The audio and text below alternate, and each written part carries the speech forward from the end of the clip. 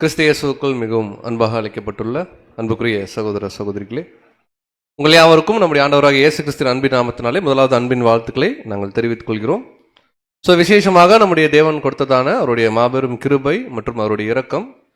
தொடர்ச்சியாக ஒவ்வொரு வாரந்தோறும் இந்த இடத்துல நம்ம ஒன்றாக கூடி தொடர்ந்து வேதத்தில் இருக்கக்கூடிய அடிப்படையான பாடங்களை நம்ம என்ன பண்ணுறோம்னா கற்றுக்கொண்டு வருகிறோம். அந்த அடிப்படையில் கடந்த வாரம் பார்த்ததை பிரதர் என்ன பண்ணிட்டாருங்க சொல்லிட்டாரு. நேரடியாக இந்த வாரத்துக்கு உண்டான பாடத்துக்குள்ள போலாம். பாடத்துடைய தலைப்பானது மகா பரிசுத்தமான விசுவாசம். இந்த வார்த்தை புதுசா இருக்குங்களா? இதுல ஒரு பாதி நமக்கு நல்லா பரிச்சயமானது என்னது? விசுவாசம் இல்லைங்களா? விசுவாசம்னா நமக்கு நல்லாவே தெரியும் இல்லைங்களா? சரி, நீங்க சொல்லுங்க, விசுவாசம்னா என்ன? அதாவது விசுவாசம்னா நம்பிக்கைன்னு சொன்னா, அப்ப நம்பிக்கை என்ன சொல்றது? ரெண்டுக்கு சில வித்தியாசங்கள் இருக்கு. அதை முதல்ல என்ன பண்ணலாம் நம்ம பார்த்தோம். விசுவாசம்னா என்ன, நம்பிக்கைனா என்னன்றது என்ன பண்ணலாம் முதல்ல பார்த்துக்கலாம். விசுவாசம் சொன்னாலே நமக்கு ஒரு வசனம் ஞாபகம் வரும். என்ன வசனங்க? அந்த வசனத்தை நம்ம படிச்சுட்டு விசுவாசம்னா முதல்ல என்னன்னு பார்க்கலாம். அப்புறம் பொதுவாக இன்னைக்கு கிறிஸ்தவ பிள்ளைகள் மத்தியில் எந்த வகையான விசுவாசங்கள் காணப்படுது, அதில் இந்த மகா பரிசுத்தமான விசுவாசம்னா என்ன அப்படிங்கறத என்ன பண்ணலாம்னா நம்ம டீட்டெயிலாக பார்க்கலாம், வாசிக்கலாம். எபிரேயர் 11ஆம் அதிகாரம் முதல் 2 வசனங்கள். எபிரேயர் 11ஆம் அதிகாரம் 1 மற்றும் 2ஆம் வசனம். விசுவாசமானது நம்பப்படுகிறவைகளின் உறுதியும் காணப்படாதவைகளின் நிச்சயமுமா இருக்கிறது. அதனாலே முன்னோர்கள் நற்சாட்சி பெற்றார்கள். பாருங்க, தெளிவாக நம்முடைய பரிசுத்த வேதாகமம் நமக்கு கற்றுக் கொடுக்குது. விசுவாசமானது நம்பப்படுகிறவைகளின் உறுதி, காணப்படாதவைகளின் நிச்சயம். இதை எல்லாரையும் மனப்பாடமா சொல்ல சொன்னா உடனே என்ன பண்ணுவோம்னா சொல்லுவோம். ஆக்சுவலா அப்படின்னா என்ன, அது வேணும் இல்லைங்களா? அப்படின்னா என்ன அப்படின்னு பார்க்கும் பொழுது, உதாரணத்துக்கு ஒரு விஷயத்த நம்புறோம், உறுதியா நம்புறோம், இதுக்கு பேர் தான் விசுவாசம்ன்றார். இந்த வசனத்தை நம்ம எளிமையா புரிஞ்சுக்கிறதுக்காக ஒரு உதாரணம் நம்ம பயன்படுத்துறோம்.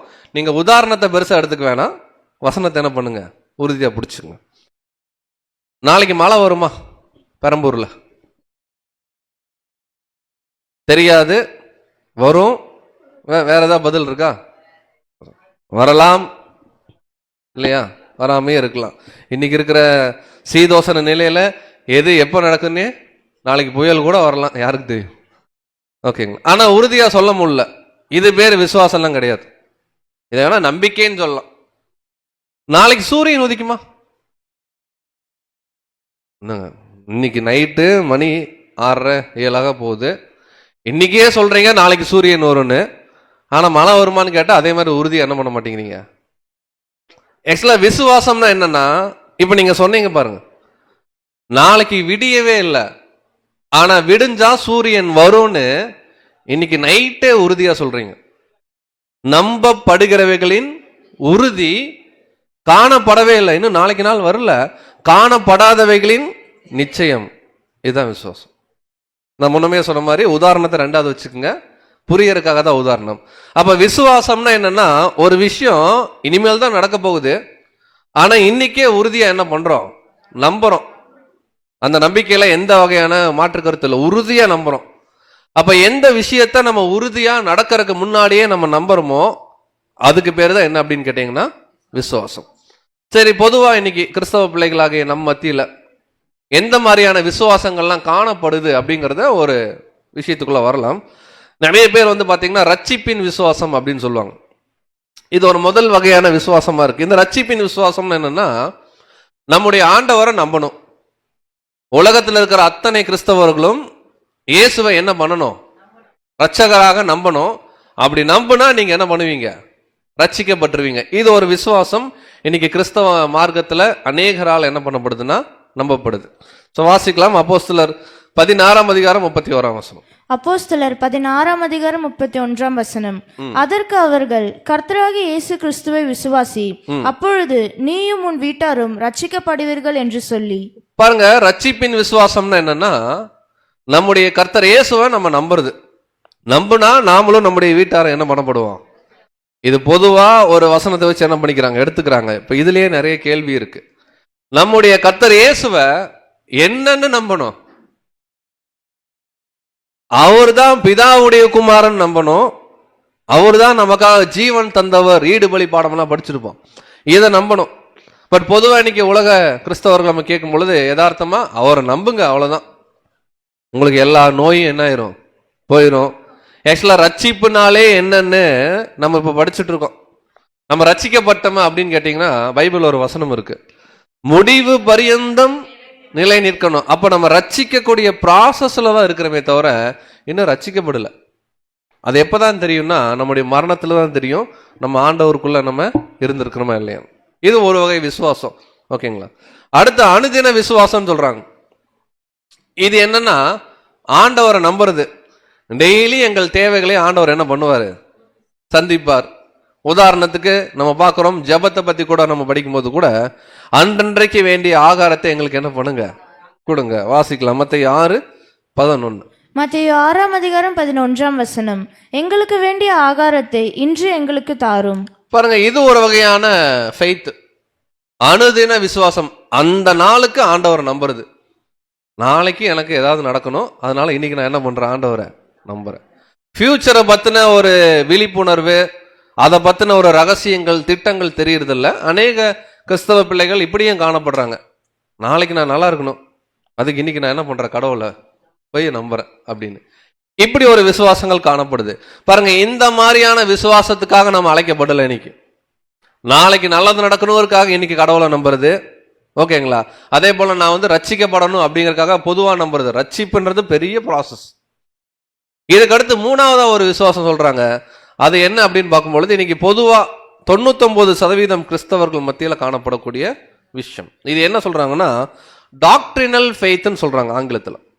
தமிழ்ல உபதேசத்தின் அடிப்படையிலான விசுவாசம். இன்னைக்கு பொதுவா அநேக கிறிஸ்தவ பிள்ளைகள் இருக்கிறாங்க, நிறைய அதிலே டினாமினேஷன்ஸ் அப்படியெல்லாம் இருக்குது. இதுல 99% கிறிஸ்தவ பிள்ளைகள், கிறிஸ்தவ நம்முடைய சகோதர சகோதரிகள் எந்த விசுவாசத்தை தான் காணப்படுறாங்கன்னா உபதேசத்தின் அடிப்படையிலான விசுவாசம். இப்ப அடுத்து நமக்கு என்ன கேள்வி வரணும், அந்த 1% எங்கேயும் மிஸ் ஆகுது. அந்த 1% தான் என்ன இன்னைக்கு படிக்க போறோம், அதான் மகா பரிசுத்தமான விசுவாசம். சரி பிரதர், உபதேசத்தின் அடிப்படையிலான விசுவாசம்னா என்ன அப்படின்னு கேட்டீங்கன்னா ரொம்ப சிம்பிள். ரெண்டா நம்ம பிரிக்கிறோம். இந்த உபதேசத்தின் அடிப்படையிலான விசுவாசங்கிறது ஒண்ணும் இல்ல, இது ஒரு விசுவாசம். ஓகேங்களா. பாருங்க, இப்ப ரெண்டு நம்ம பார்க்க போறோம்.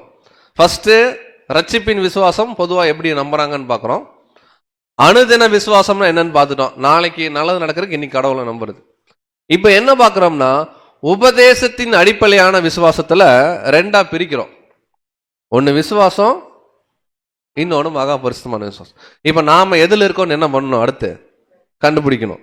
சரி பிரதர், உபதேசத்தின் அடிப்படையிலான விசுவாசம், இந்த விசுவாசம்னா என்னன்னா ரொம்ப சிம்பிள். இந்த முதல் பாயிண்ட், ஒருத்தர் முன்னாடி நின்று போதிப்பார். எப்படிங்க, நம்ம போகக்கூடிய இடங்கள்ல முன்னாடி நின்று ஒருத்தர் போதிப்பாரு. அவர் போதிக்கிறத, அந்த போதனைய அப்படியே நம்புறோம். பாருங்க, நேத்து நான் பரலோகம் சென்று கொண்டிருந்த போது வருகிற வழியிலே நரகத்திலே ஒரு பார்வை பார்த்து கொண்டு வந்தேன். இப்படி ஒருத்தர் சொல்றாருன்னா இதுக்கு பைபிள்ல வேத ஆதாரங்கள் இருக்கா இல்லையா, இதை குறிச்செல்லாம் எதையும் யோசிக்காம அவர் சொன்னா கரெக்டா இருக்குங்கன்னு சொல்லி பொதுவா நம்புறது. 99% கிறிஸ்தவ பிள்ளைகள் அல்லது கிறிஸ்தவ சகோதர சகோதரிகள் இதுலதான் இருக்கிறாங்க. சரி பிரதர், அது ஓகே. அப்ப மகா பரிசுத்தமான விசுவாசத்துக்கும் இதுக்கும் பெரிய வித்தியாசம் இருக்கணும்ல. மகா பரிசுத்தமான விசுவாசம்னா என்னன்னா பாருங்க, இப்பதான் பாடத்துடைய தலைப்புக்கே நம்ம வரோம். வசனத்தின் அடிப்படையிலான உறுதியான நம்பிக்கை தான் மகா பரிசுத்தமான விசுவாசம். இப்ப இதே கேள்வியை திரும்ப உங்கள் மத்தியில நம்ம கேட்கிறோம். இப்ப அடியேன் இங்க நின்னு சொல்றேன், நேற்று நான் பரலோகம் என்ன பண்ண சென்றேன், இங்க இருக்கிற ஒரு 4 பேரை பரலோகத்தில் இருக்கிறதாக நான் என்ன பண்ண பார்த்தேன் அப்படின்னா நீங்க திருப்பி அடுத்து என்ன கேள்வி கேட்கணும், மகா பரிசுத்தமான விசுவாசத்துல நீங்க உறுதியா இருந்தா பிரதர் நீங்க பரலோகம் போனீங்கன்னு சொல்றீங்க, ஆனா பைபிள் வசனம் எப்படி இருக்குன்னா வாசிக்கலாம். இந்த வசனத்தை நீங்க என்ன பண்ணணும், கேள்வியா கேட்கணும். யோவான் 3:13 வாசிக்கலாம். யோவான் 3:13, பரலோகத்தில் இருந்து இறங்கினவரும் பரலோகத்தில் இருக்கிறவருமான மனுஷகுமாரனே அல்லாமல் பரலோகத்துக்கு ஏறினவன் ஒருவனும் இல்லை. பாருங்க, இந்த வசனத்தை பேசினது யாரு? நம்முடைய ஆண்டவர். யோவானா பேசினார், நம்முடைய ஆண்டவர் இல்லைங்களா? அவரே சொல்றாரு. அப்போ கிளியரா பார்க்கிறோம், யோவான்ல ரெக்கார்ட் ஆகுது. அப்போ தேவன் ஒரு விஷயத்தை ரெக்கார்ட் பண்றாருன்னா 100% அதான் உண்மை. என்ன சொல்றாரு? ஒரு காலம் இருக்கு, ஒரு காலம் வரைக்குமே, இந்த டைம் வரைக்குமே பரலோகத்திலிருந்து இறங்கினவர் யாரு? நம்முடைய ஆண்டவர், பிதாவுடைய ஒரே பேரான குமாரன். பரலோகத்துக்கு ஏறினவர் யாரு? அவர்தான். அவரை அல்லாமல் பரலோகத்துக்கு ஏறினவன் ஒருவனும் இல்லைன்னு வசனம் இருக்கும்போது, எப்படி பிரதர் நேத்து நீங்க பரலோகம் போனீங்கன்னு சொல்லலான்னு திரும்பி என்ன பண்ணோம்? இதுதான் மகா பரிசுத்தமான விசுவாசம். நாம எதை நம்புறதா இருந்தாலும், யாருடைய போதனை நம்புறதா இருந்தாலும், அந்த போதனையானது வசனத்தின் அடிப்படையில கற்றுக் கொடுக்கப்படுதான். வசனத்தின் அடிப்படையில கற்றுக் கொடுக்கப்படலைன்னா அது பொதுவா ஒரு உபதேசம். வசனத்தின் அடிப்படையில கற்றுக்கொண்டு நம்ம விசுவாசிக்கிறோம்னா அதுதான் மகா பரிசுத்தமான விசுவாசம். நம்மளை எதுக்கு அழைச்சிருக்காருன்னா, மகா பரிசுத்தமான விசுவாசத்துக்கு என்ன பண்ணியிருக்காரு? தேவன் அழைச்சிருக்கார். பொதுவா ஒரு வசனம் நம்முடைய கல்லறைகள் எல்லாம் பார்ப்போம். கல்லறையில ஒருத்தர் இறந்துட்டாருன்னா என்ன எழுதி போட்டிருப்பாங்க?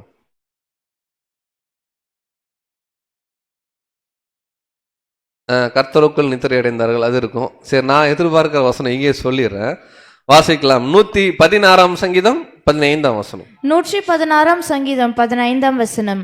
கர்த்தருடைய பரிசுத்தவான்களின் மரணம் அவர் பார்வைக்கு அருமையானது. பாருங்க, நல்லா கவனிக்கலாம். பொதுவாக இதை ஒருத்தர் மறிச்சிருவாரு, மறிக்கிறதுக்கு முன்னாடி என்னென்னமோ பண்ணியிருப்பார் உலகத்துல. ஆனா பேர் மட்டும் டேவிட், ஜோசப் அப்படின்னு ஒரு நல்ல கிறிஸ்தவ பேரா இருக்கும். அவர் கலரையில் இதை எழுதி போட்டுருவாங்க. ஆக்சுவலா இந்த வசனம் யாருக்கு பொருந்தும்? பேர் வச்சவங்களுக்கு பொருந்தாது, பேருக்கு தகுந்த வாழ்க்கையை வாழ்றவங்களுக்கு தான் இது பொருந்தும். அதுல ரொம்ப விசேஷமா அதுல 2 கோணம் இருக்கு. அதுல முதல் கோணம் என்னன்னா, ஒருத்தர் மறிக்கிறார். முதல் மரணம் எங்க நிகழுதுன்னா, ஒரு கிறிஸ்தவனுக்கு அவர் உண்மையாகவே கடவுளுக்காக தன்னை ஞானஸ்தானத்துல அர்ப்பணிக்கும் பொழுது. அப்ப இந்த வசனம் முதல்ல எங்க பொருந்தணும்னா, யார் ஒருவர் ஞானஸ்தானத்துல தன்னை ஒப்பு கொடுக்குறாங்களா, அப்படின்னா ஞானஸ்தானத்துல மறிக்கிறாங்களா? ஞானஸ்தானத்துல ஒரு மரணம் நிகழுது. எப்படி நிகழுதுன்னா, பொதுவா ஒருத்தர் மறிச்சா என்ன ஆகும் அப்படின்னு பார்க்கும்பொழுது, அவர் குழிக்குள்ள போட்டு மண்ணை போட்டு மூடுவாங்க, ஏன்னா திருப்பி வரமாட்டார். ஞானஸ்தானங்கிறது மரணத்துக்கு ஒரு பாவனையா இருக்கு. மண்ணுக்கு பதிலா தண்ணிக்குள்ள கொண்டு போயிட்டு ஒரு 2 செகண்ட், 2 நிமிஷம் வைக்க முடியாது இல்லையா? 2 நிமிஷம் வச்சா என்ன ஆயிரும்? மொத்தமா பரலோகம் போயிட வேண்டியதான். அப்ப ஒரு 2 செகண்ட் வச்சுட்டு அவர் ஆதாமுக்குள்ள மறிக்கிறாருன்னு சொல்லி திரும்ப அவரை கொண்டு வராங்க. இந்த ப்ராசஸ்க்கு இந்த வசனம் பொருந்தும். இப்படி வெளியே வரக்கூடிய தேவ பிள்ளைகள் கரெக்டா வாழ்ந்து மறிக்கும் போது அவங்க கல்லறையில இந்த வசனம் என்ன பண்ணலாம்? எழுதப்படலாம். இதுதான் சத்தியம். வாசிக்கலாம். ரோமர் 6 அதிகாரம் 11 வசனம். ரோமர் 6 11 வசனம். அப்படியே நீங்களும் உங்களை பாவத்திற்கு மரித்தவர்களாகவும் நம்முடைய கர்த்தராகிய இயேசு கிறிஸ்துவுக்குள் தேவனுக்கென்று பிழைத்திருக்கிறவர்களாகவும் எண்ணிக்கொள்ளுங்கள். பாருங்க, ஒருத்தர் தேவனுக்குள்ள ஞானஸ்தானத்துக்குள்ள போறாங்கன்னா முதல்ல அவர்கள் என்ன ஆகுறாங்கன்னா, பாவத்திற்கு மரிக்கிறார்கள். ஆதாம் நிமித்தமா வந்த பாவத்துக்கு என்ன பண்றாங்க? மரிக்கிறாங்க. நம்முடைய கர்த்தராகிய இயேசு கிறிஸ்துவுக்குள்ள என்ன ஆகுறாங்கன்னா, எழுந்திருக்கிறாங்க, மீண்டும் வராங்க. அப்ப கர்த்தருடைய பரிசுத்தவான்களின் மரணம்ன்றது முதல்ல எங்க பொருந்தும்னா, சரியாக தேவனுக்காக நம்ம ஞானஸ்தானத்தில் ஒப்பு கொடுக்கும் பொழுது அங்கேயே அந்த வசனம் பொருந்துது. அவர்கள் மரிக்கும் போதும் கல்லறையில் என்ன பண்ணலாம் அது சொல்ல, அங்கேயும் அது பொருந்தக்கூடியதா இருக்குன்னு பார்க்கலாம். இந்த மாதிரி வசனம் சொல்லக்கூடிய உபதேசத்தை உறுதியா நம்ம நம்புறோம் பாருங்க, அதுக்கு பேர் தான் மகா பரிசுத்தமான விசுவாசம். ஒரு உதாரணம் சொல்லுங்க. பிரதர், இது வரைக்கும் நாங்க ஒரு உபதேசம் நம்பிட்டு இருந்தோம், ஆனா பிரதர்ஸ் திடீர்னு வசனத்தை கோட் பண்ணி ஒன்று சொல்லி கொடுத்தாங்க, இப்போ அதை தான் நாங்க நம்புறோம், இதுதான் எங்களுடைய மோஸ்ட் ஹோலி ஃபெய்த்னு நீங்க ஏதாவது ஒரு டாபிக் சொல்ல முடியுமா? இது வரைக்கும் நாங்க உபதேசம் கேட்டிருக்குங்க, அதுல என்னென்னமோ சொன்னாங்க, ஆனா இங்க பைபிள் ஸ்டடியில வசனத்தை வச்சு ஒன்று சொன்னாங்க, இப்போ அதை நாங்க நம்புறோம் அப்படின்னு ஏதாவது ஒரு சத்தியம் சொல்ல முடியுமா? அவ்வளவுதான். உதாரணத்துக்கு திரித்துவம் என்றால் என்ன? ஒரு 4 மணி நேரம் பேசியிருப்பாங்களா இல்லைங்களா? யார் பேசினா? வசனம் தான். நரகம் எவ்வளவோ போதனைகள் உலகத்துல போதிக்கிறாங்க. ஒரு மனுஷன் அப்படி ஆயிடுவான், இறந்தா இப்படி ஆயிடுவான், கடவுளை நம்பலைன்னா அவ்வளவுதான், கிறிஸ்தவ மதத்தை ஏத்துக்கொள்ளினாலே நரகம், என்னென்னமோ பேசுறாங்க. ஆனா பைபிள்ல நரகம்னா என்ன, தேவன் என்ன சொல்றார் படிச்சோம். ஆத்துமா செத்து போனா அப்படியே 50 நாள் 40 நாள் ஊர் சுத்துலாம் கதை கட்டிட்டு இருக்காங்க. ஆனா வசனம் சொல்லுது, மரித்தவர்கள் ஒன்றும் அறியார்கள், அவர்கள் பேர் முதலா என்ன பண்ணப்பட்டிருக்கு. அப்போ ரொம்ப தெளிவா பார்க்கிறோம். நிறைய உபதேசத்துல ரொம்ப நாளா ஊறி போயிட்டோம். அதெல்லாம் நம்மளை பரலோகம் கொண்டு போகாது. மகா பரிசுத்தமான உபதேசத்துல நம்ம நம்பிக்கையில இருந்து விசுவாசிச்சு கீழ்ப்படிஞ்சாதான் நம்ம எங்க போக முடியும். அப்ப இந்த மகா பரிசுத்தமான விசுவாசம்னா என்னன்னா, வசனம் சொல்றத நம்பணும். இப்ப அடுத்த கேள்வி, முதல்ல அப்போஸ்தலர்கள் இருந்திருப்பாங்கல்ல, பவுல், பேதுரு, யோவான்லாம், அவங்கெல்லாம் என்ன விசுவாசத்தில் இருந்தாங்க? வெறும் போதனையில வர்ற விசுவாசமா, மகா பரிசுத்தமான விசுவாசமா? போதனை. பட் அந்த போதனை யாருகிட்ட இருந்து பெற்றுக்கொண்டாங்கன்னா, ஆண்டவர்கிட்ட இருந்து. ஆண்டவர் எங்க சொன்னாருன்னா வசனம். அப்ப ஆதியிலே எந்த விசுவாசம் இருந்திருக்குன்னா, மகா பரிசுத்தமான விசுவாசம் ஆதிகால சபையிலே இருந்திருக்கு. இன்னைக்குதான் தொலைஞ்சு போயிருச்சு, கண்டுபிடிக்க போறோம். சோ இதுக்கு வசனம் எங்க இருக்கு அப்படின்னு பார்க்கும் பொழுது வாசிக்கலாம். யூதா ஒரே அதிகாரம் தான் இருக்கு. அதுல முதல் அதிகாரத்துல 20 மற்றும் 21 வசனம். யூதா 1ஆம் அதிகாரம் வசனம் 20 முதல். நீங்களோ பிரியமானவர்களே, உங்கள் மகா பரிசுத்தமான விசுவாசத்தின் மேல் உங்களை உறுதிப்படுத்தி கொண்டு பரிசுத்த ஆவிக்குள் ஜெபம் பண்ணி தேவனுடைய அன்பிலே உங்களை காத்து கொண்டு நித்திய ஜீவனுக்கு ஏதுவாக நம்முடைய கர்த்தராகிய இயேசு கிறிஸ்துவனுடைய இரக்கத்தை பெற காத்திருங்கள். பாருங்க, இதுல இந்த முதல் பகுதியை மட்டும் நம்ம எடுக்கிறோம். இது ஃபுல்லா நம்ம விளக்கம் இப்ப படிக்கிறதுக்கு நமக்கு நேரம் இல்லை. நீங்களோ பிரியமானவர்களே, யாரெல்லாம் யூதா புஸ்தகம் வாசிக்கிறாங்களோ எல்லாருக்கும் பொருந்தும். இந்த கடைசி காலத்துல இன்னைக்கு நமக்கு என்ன சொல்றார்? உங்கள் மகா பரிசுத்தமான விசுவாசத்தின் மேல் உங்களை உறுதிப்படுத்தி கொள்ளுங்கள்ன்றாங்க. ஏன்? அப்படியே காத்து போக்கில் நம்பினீங்கன்னா 2 வாரத்துல நரகன்ற கான்செப்டை குழப்பி விட்டுருவாங்க, 3 வாரத்துல திருத்துவன்ற கான்செப்டை குழப்பி விட்டுருவாங்க. ஆமா, இதுவும் கரெக்டா தான் இருக்கு அப்படிமோ. அப்படி அல்ல. விசுவாசம், மகா பரிசுத்தமான விசுவாசம்னா அது ஒண்ணுதான், ஏதோ ஒண்ணுதான் சரியா இருக்கணும். அந்த ஒண்ணு வசனத்தின் அடிப்படையில் என்ன பண்ணணும் இருக்கணும். கிளியரா சொல்றாரு யூதா. நம்ம படிச்சிருக்கிறோம், வசனத்தின் அடிப்படையில நம்ம நம்பணும். உறுதியா எப்படி நம்பணும்னா உறுதிப்படுத்தணும். அப்ப மகா பரிசுத்தமான விசுவாசம் என்பது தேவனுடைய வசனத்தின் அடிப்படையில வரக்கூடிய உபதேசத்தை நாம் என்ன பண்றது? நம்புறது. இப்ப கேள்வி, தேவனுடைய வசனத்தை அப்படியே நம்ம எடுத்துக்கலாமா, இல்ல அந்த வசனத்துக்குள்ள ஒரு கருப்பொருள் மறைஞ்சிருக்குமா? பாருங்க, போன வாரம் படிச்சோம், காளையை பலி செலுத்தணும் அப்படின்னு சொல்லிட்டு அடுத்த வாரம் சர்ச்சுக்கு போகும்போது ஒரு நல்ல இளங்காளையை வாங்கிட்டு போனா என்ன ஆகும்? வாங்கிக்குவாங்க சமைச்சு சாப்பிட்றதுக்கு. ஆனா நம்ம கொண்டு போறது என்ன ஆகாது, நடக்காது. அப்படின்னா எந்த காலத்துல என்ன பொருந்தும் என்ன பண்ணணும் நம்ம புரிஞ்சுக்கணும். அப்ப வசனத்துக்குள்ள என்ன இருக்குன்னா சத்தியம் இருக்கு. நம்ம பாக்குறோம் இல்லைங்களா? வாசிக்கலாம். யோவான் 17ஆம் அதிகாரம் 17ஆம் வசனம். யோவான் 17ஆம் அதிகாரம் 17ஆம் வசனம். உம்முடைய சத்தியத்தினாலே அவர்களை பரிசுத்தமாக்கும், உம்முடைய வசனமே சத்தியம். பாருங்க, கிளியரா சொல்றார், உம்முடைய வசனமே சத்தியம். அந்த சத்தியம்ன்ற வார்த்தையை வேற தமிழ்ல மொழிபெயர்க்கிறதா இருந்தா உண்மை. எது உண்மை? யார் சொல்றது உண்மை? யார் பேசுறது உண்மை அப்படின்னு கேட்டா வசனம் சொன்னா அதுதான் உண்மை. சரி, வசனம் இல்லாம ஒருத்தர் ஒண்ணு சொல்றாரு, அது என்ன? அது பொய். சிம்பிள், கிளியரா சொல்றாரு. ஆண்டவரே சொல்றாரு, உமது சத்தியத்தினாலே அவர்களை என்ன பண்ணுங்க. இப்ப நம்ம எல்லாருடைய ஏக்கம் என்னன்னா, நம்ம பாவமான உலகத்தில் இருக்கிறோம், பரிசுத்தத்தின் மேல் பரிசுத்தமாகி கடவுள்கிட்ட போகணும். அதுதான் நம்முடைய ஆசை. ஆமா, பரிசுத்தம் ஆகணும்னா என்ன பண்ணுனா பரிசுத்தம் ஆக முடியும்னா வசனம் சொல்லுது, உம்முடைய சத்தியத்தினாலே அவர்கள் என்ன பண்ணுங்க. எந்த அளவுக்கு வேதாகம சத்தியங்கள் இருதயத்துக்குள்ள போகுதோ அந்த அளவுக்கு நம்ம தினம்தோறும் என்ன ஆகும்னா பரிசுத்தம். இன்னொரு இடத்துல கூட படிக்கிறோம், யோவான் 8:32 வாசிக்கிறோம். யோவான் 8ஆம் அதிகாரம் 32ஆம் வசனம். சத்தியத்தையும் அறிவீர்கள், சத்தியம் உங்களை விடுதலையாக்கும் என்றார். அப்ப கிளியரா பாருங்க, சத்தியத்தையும் அறிவீர்கள். இப்ப கேள்வி, சத்தியம் எங்கிருந்து நம்மளை விடுதலையாக்கும்? இப்ப நம்ம எங்கேயோ கட்டப்பட்டிருக்கிறோம், எங்கேயோ ஒரு சிறைக்குள்ள இருக்கிறோம். இந்த சிறைக்குள்ள இருந்து நம்ம விடுதலை ஆகணும்னா அது சத்தியம் மட்டும்தான் கொடுக்கும். உதாரணம் சொல்லட்டுங்களா? நாம் நரகம் என்னும் தவறான போதனைக்குள்ள ஒரு கண்ட்ரோல் இருந்தோம். இப்ப நரகம்ன்ற போதனையிலிருந்து தேவன் நம்மளை விடுவிக்கிறார். இல்லப்பா அப்படி இல்லை, அது தவறான உபதேசம், நீங்க அதை நம்ப தேவையில்லை. பாருங்க, வசனம் இப்படி சொல்லுது, இதுதான் உண்மை. ஒரு விடுதலை கிடைச்சுதான். நம்ம ஆத்துமான்னு ஒண்ணு நம்பிட்டு இருந்தோம், யாரோ ஒருத்தர் போதிச்சாங்க, நம்பணும், தவறு கிடையாது, கரெக்டுங்களா? ஆனா தேவன் சொல்றாரு இல்லப்பா அது அப்படி இல்லை, அது ஒரு தவறான உபதேசமா இருக்கு, இதுதான் ஆத்துமானோன்னு அந்த போதனை தவறான உபதேசத்திலிருந்து இப்ப என்ன ஆகுறோம்னா விடுதலை ஆகுறோம். அப்ப சத்தியத்தையும் அறிவீர்கள், அந்த சத்தியன்ற வார்த்தையில உண்மைன்னு போட்டுங்க, உண்மையையும் நீங்கள் அறிவீர்கள், உண்மை உங்களை பொய்யிலிருந்து என்ன ஆகும், அப்ப தவறிலிருந்து ஒரு விடுதலை கிடைக்குதுன்னு நம்ம பார்க்கணும். இப்ப கேள்வி, இப்ப இவ்வளவு சத்தியங்கள் இப்ப நம்ம படிக்கிறோம் இல்லைங்களா, இதெல்லாம் யார் நமக்கு சொல்லி கொடுக்குறது இந்த கடைசி காலத்துல? வேற யாருமே இல்லை, நம்முடைய ஆண்டவராகிய இயேசு கிறிஸ்து புதிய ஏற்பாட்டு காலம் முழுக்க இந்த உண்மையான சத்தியங்களை அவர் தான் சொல்லி கொடுக்கிறார். இந்த வசனம் யார் பேசுனது? அப்போஸ்தலர்கள் பேசுற அத்தனை வசனமும் யார் மூலமா பெற்றுக்கொள்ளப்பட்டது?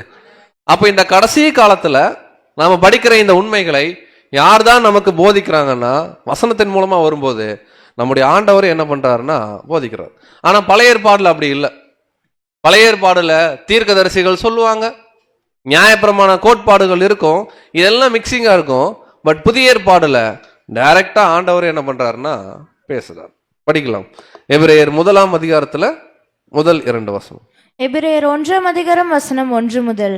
பூர்வ காலங்களில் பங்கு பங்காகவும் வகை வகையாகவும் தீர்க்கதரிசிகள் மூலமாய் பிதாக்களுக்கு திருவுளம் பற்றின தேவன் இந்த கடைசி நாட்களில் குமாரன் மூலமாய் நமக்கு திருவுளம் பற்றினார்.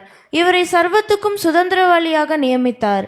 இவரை கொண்டு உலகங்களையும் உண்டாக்கினார். எவ்வளவு அழகா ட்ரினிட்டியோட விஷயம் கிளியர் ஆகுது பாருங்க. தேவன் வெளிப்படுத்துறார். பழைய ஏற்பாட்டு காலத்தில் எப்படி வெளிப்படுத்துறாருன்னா, அதான் பூர்வ காலங்களில் பங்கு பங்காகவும் வகை அப்படின்னா என்னன்னு கேட்டீங்கன்னா ஒரு பார்ட் பை பார்ட்டா, ஒரு குரூப் பை குரூப்பா, வகை வகையாகவும் தீர்க்கதரிசிகள் மூலமாய் திருவுளம் பற்றின தேவன், அவங்க மூலமா தேவன் என்ன பண்ணாரு, பேசினாரு. பட் இந்த கடைசி நாட்களில் புதிய ஏற்பாடு காலத்துல அவருடைய குமாரன் மூலமா என்ன பண்றாருன்னா பேசுறாரு. அந்த குமாரன் தான் சர்வத்திற்கும் என்னவா இருக்கிறாரு, சுதந்திரவாளி. அவரை கொண்டுதான் உலகத்தை என்ன பண்ணார்.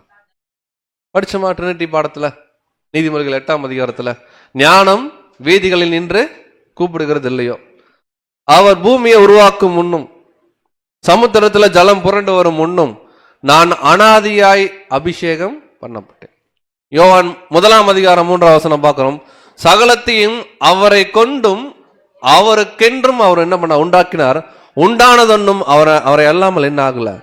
இப்ப கிளியரா இருக்கு, இந்த கடைசி கால சத்தியங்கள் கிளியரா யார் தான் நமக்கு வெளிப்படுத்துறாங்கன்னா அவருடைய வசனம் ஆண்டவர் மூலமா.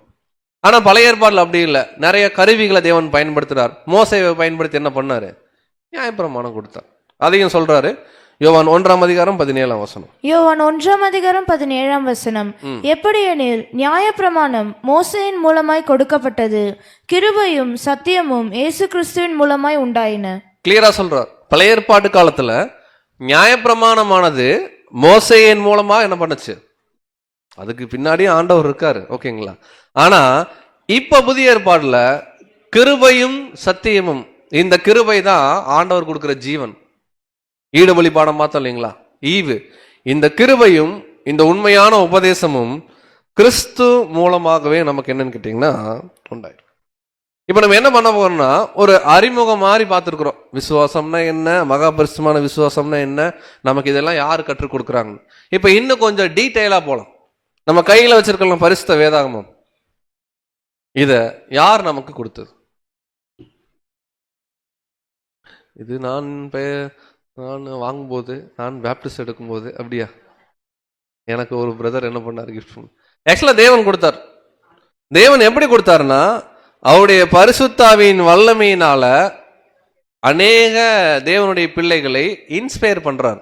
அவங்க அதன் மூலமா எழுதின வாக்கியங்கள். ஆக்சுவலா இந்த பரிசுத்த வேதாகமம் நமக்கு எதுக்கு? கரண்ட் பில் உள்ள வச்சுக்கலாம், தண்ணி பில் என்ன பண்ணிக்கலாம், ஆதார் கார்டு உள்ள வச்சுக்கலாம், பத்திரமா என்ன பண்ண. அப்படியா? சில பேர் பணம் கூட என்ன பண்ணுவாங்க, கடைசி பக்கத்துல இதை வச்சா அந்த பணம் வந்து குட்டி போடுமா நிறைய. அப்படியா? ஆக்சுவலா இந்த பரிசுத்த வேதாகமம் எதுக்குன்னா நம்மை உண்மை கிறிஸ்தவனாக மாத்தறக்கு தேவன் பயன்படுத்துற முக்கியமான கருவி என்னன்னா வேதவசனம். இதை பவுல் அப்போஸ்தலன் என்ன பண்றாரு, கிளியரா சொல்றாரு. இதுல ஒவ்வொரு வார்த்தையும் ரொம்ப முக்கியம், கவனிக்கலாம். 2 தீமோத்தேயு 3 அதிகாரத்துல 16 அப்புறம் 17. 2 தீமோத்தேயு 3:16 முதல். வேத வாக்கியங்கள் எல்லாம் தேவ ஆவியினால் அருளப்பட்டிருக்கிறது. தேவனுடைய மனுஷன் தேறினவனாகவும் எந்த நற்கிரியையும் செய்ய தகுதி உள்ளவனாகவும் இருக்கும்படி அவைகள் உபதேசத்துக்கும் கடிந்து கொள்ளுதலுக்கும் சீர்திருத்தலுக்கும் நீதியை படிப்பிக்கிறதலுக்கும் பிரயோஜனம் உள்ளவைகளாய் இருக்கிறது. அப்ப நம்ம கையில வச்சிருக்கக்கூடிய பரிசுத்த வேதாகமத்தை பத்தி யாரோ ஒருத்தர் நம்ம கிட்ட ஒரு கேள்வி கேட்கறாங்க. எதுக்குங்க இந்த பைபிளை தூக்கிட்டு போறீங்கன்னு கேட்கறாங்க. எதுக்குங்க இந்த பைபிளே படிக்கிறீங்கன்னு கேட்கறாங்க. நம்ம என்ன பதில் சொல்றது? இந்த வசனம். அப்ப இந்த வசனத்துடைய புரிதல் நமக்கு வேணும். கிளியரா சொல்றார், இது யாரோ மனுஷன் எழுதுனது தானே அப்படின்னு யாராவது சொன்னாங்கன்னா அவங்களுக்கு பதில் கொடுக்கணும். வேத வாக்கியங்கள் எல்லாம் தேவனுடைய ஆவியினாலே அருளப்பட்டிருக்கு. இப்போ அடுத்து நம்ம தேவனுடைய மனுஷன், இன்னைக்கு நம்ம தான் தேவனுடைய மனுஷர்கள். ஓகேங்களா? நாம் தேறினவன் ஆகணும். தேறணும்னா என்னங்க? இந்த ஸ்கூல்ல வாத்தியார்லாம் சொல்லுவாங்க இல்லைங்களா, நீ தேற மாட்டப்பா, இப்படியே இருந்தீங்கன்னா என்ன ஆயிருவே அப்படின்னா. தேர்றதுன்னா ஒரு நிலையிலிருந்து நல்ல நிலைக்கு போறது. பாருங்க, இன்னைக்கு நமக்குள்ள பரிசுத்தம் எவ்வளோ இருக்கு, நாளைக்கு இந்த பரிசுத்தம் இன்னும் இவ்வளோ ஆகணும்னா நமக்கு பைபிள் வசனம் நிறைய நமக்கு படிக்கணும், படிச்சதுபடி நடக்கணும். தேறினவன் ஆகும்படிக்கும் எந்த நற்கிரியை செய்யும்படி நாம் என்ன ஆகணும்? கடவுளுக்காக ஒரு வேலை செய்யணும்னாலே அதுக்கு ஒரு தகுதி இருக்கு. அந்த தகுதி எப்படி அடைய முடியும்னா பைபிள் வசனத்தின் மூலமா. அடுத்து அவைகள் உபதேசத்திற்கும் படிச்சோம் பாருங்க. ஆத்துமா, நரகம், இதெல்லாம் எங்கிருந்து படிச்சோங்க? பைபிள் வசனம். அவைகள் கடிந்து கொள்ளுதலுக்கும். சில சப்ஜெக்ட் நம்மளை திட்டுற மாதிரியே இருக்கும், கவனிச்சிருக்கீங்களா? ஏன்னா நம்ம பண்ற தப்ப ஆண்டவர் என்ன பண்ணுவாரு? தப்புன்னு சொல்லுவாரு. வசனத்தின் மூலமா சொல்லும்போது நல்லா தான் ஏத்துக்கணும். அடுத்து அவைகள் சீர்திருத்தலுக்கும். ஒரு தவறான வழியில போகும்போது, இல்லப்பா அது தப்பு, இப்படிதான் நீ என்ன பண்ணும் இருக்கணும், வசனம் என்ன பண்ணும் சொல்லும். அவைகள் நீதியை என்ன பண்ணும்? ஆக்சுவலா கடவுள் நம்ம கிட்ட என்ன விரும்புறார், இது எங்கிருந்து தான் கண்டுபிடிக்க முடியும்னா பைபிள்.